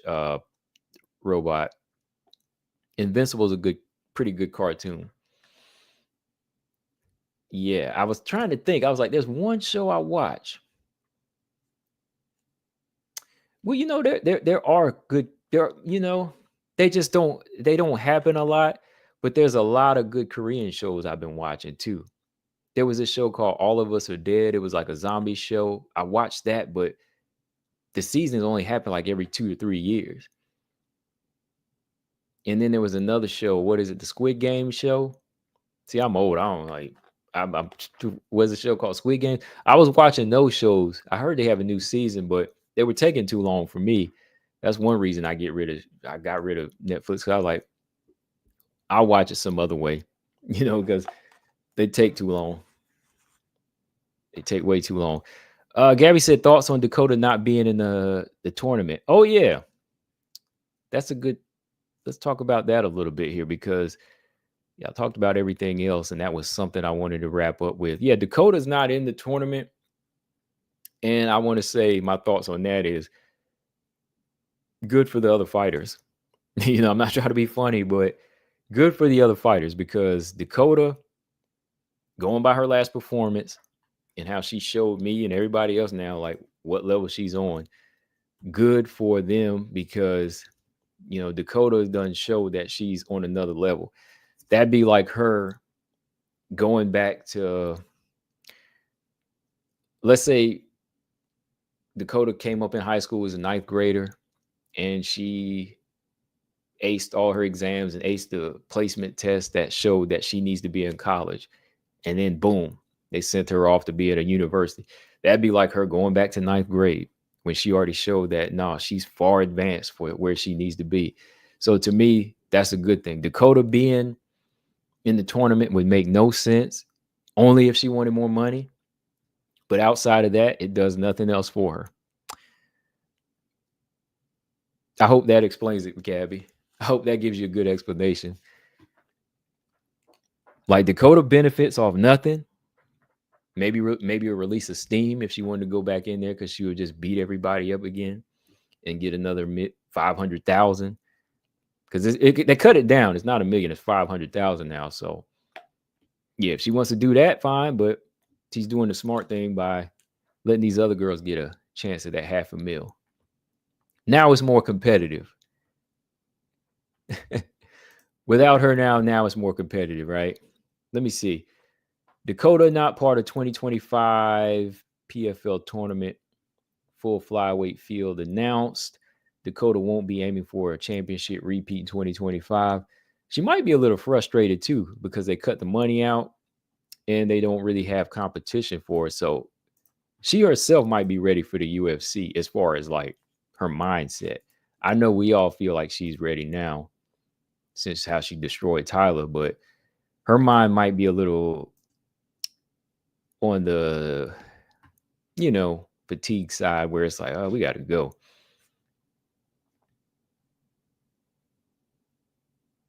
Okay, Robot say couldn't get into Squid Games. Yeah, I watched the first season. I liked it.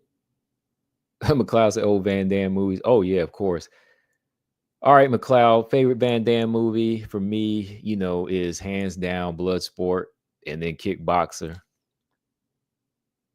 Double Impact was all right. Nothing tops those two. Oh, yeah, he did a movie like a later movie called In Hell where he was in prison. That was a good Van Damme movie. I recommend that. Van Damme in Hell. That was a good movie. But definitely check out if you haven't, if you've been under a rock, you know, Bloodsport's. Oh yeah, Lionheart. That's my top three. Bloodsport, Kickboxer, and Lionheart. Double Impact was all right. Those are my top. Yeah, Lionheart. That'd be my number 3. Lionheart. Yeah, I'll put that up there. Yeah. What was the other one? Death Warrant. That was all right. Shoot, I got Bloodsport saved right now. I might pop that. Shoot, I might pull that up tonight.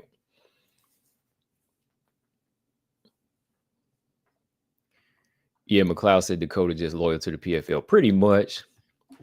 Like, she ain't gonna say nothing, but she's looking for a big fight.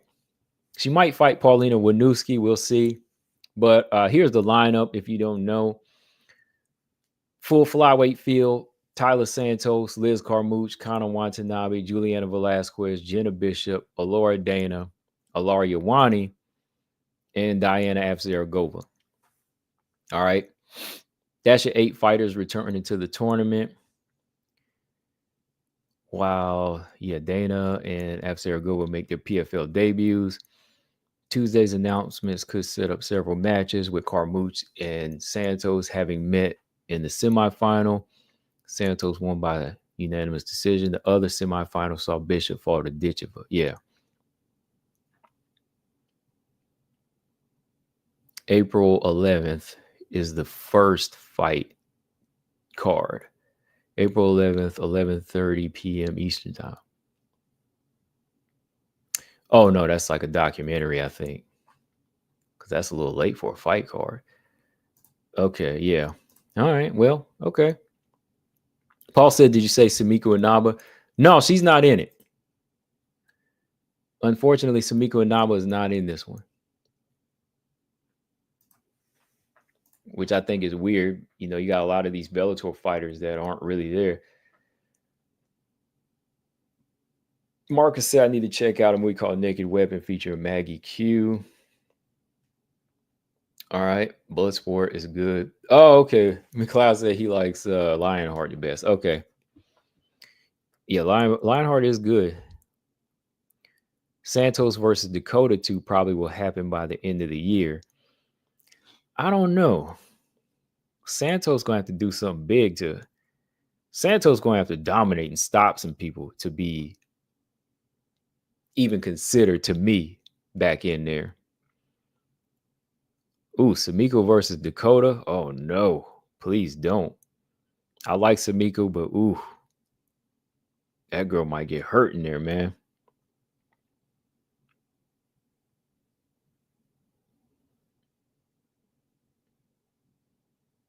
Okay, I'll check that movie. I'll put it to the side. Santos need new coaches. Yes, she needs an overhaul. Tell you, Aldric, he's not lying, man. Like Aldric in his interview, he makes sense. Maybe Samiko will fight Dakota. Yeah, I wouldn't want to see that. In an interview, Dakota saying that PFL pretty much marketed her to who she is today. Oh yeah, like they handled her well. Don't get me wrong, they handled her well, man. Because that's a good thing about PFL is like when they see a potential star, especially for WMMA, they need fighters like that they can grab and give like a good marketing strategy to, give shine to, like they did with her and Kayla. You just have to have it though. You got to have it, and they have it. So I do give PFL credit for that. They gave us somebody out of there that definitely can go to the UFC now.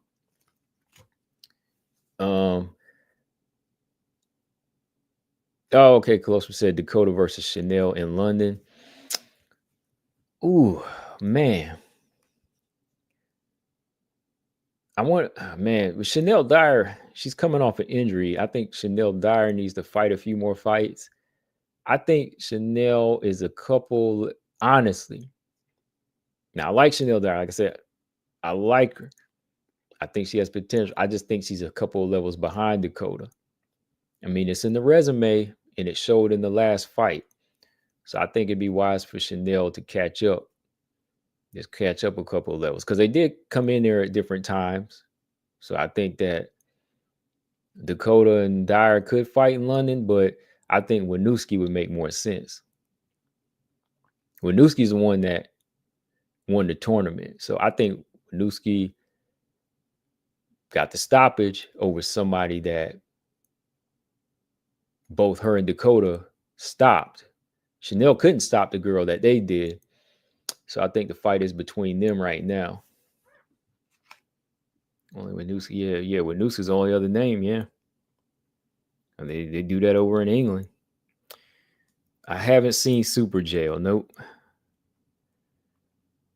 Tell you, In Hell, that's a good movie with Van Damme, though.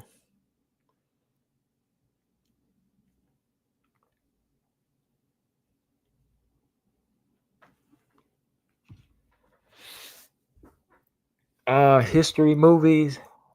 It depends. Like I do like westerns. It really depends on history. Like I like biblical history. I like those type of movies now a lot. Biblical histories, way back, that type of history, that real history like that. Yeah, I like that type of stuff.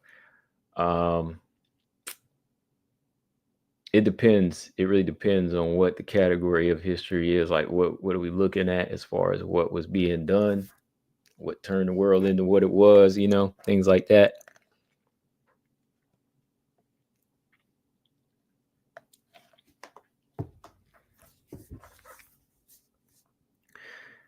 Vishnevska. Vishnevka. Paulina Vishnevka.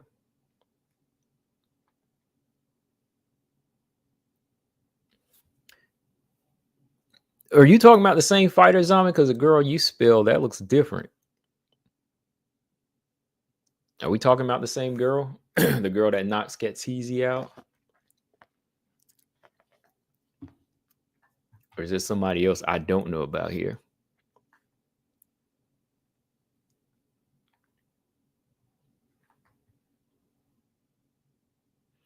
Have I ever watched any of Elvira Dana's fights in the tournament? She's an undefeated girl, Colostrum said. Let me look at her face real quick because I don't know the name. It's not ringing a bell. Let me just look at her face real quick to see if I have seen her fight. Let's see. Or whatever her name is. Hold on. Let me pull the tournament thing up here again. Just a second. Hold on. Have I seen any of her fights? Laura Dana. Let me see. Laura Dana. Dang. Ain't trying to give me no info on her here. Let me look here.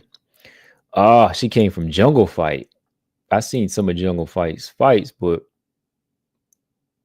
I'm gonna watch her fights tonight. I haven't seen her actually.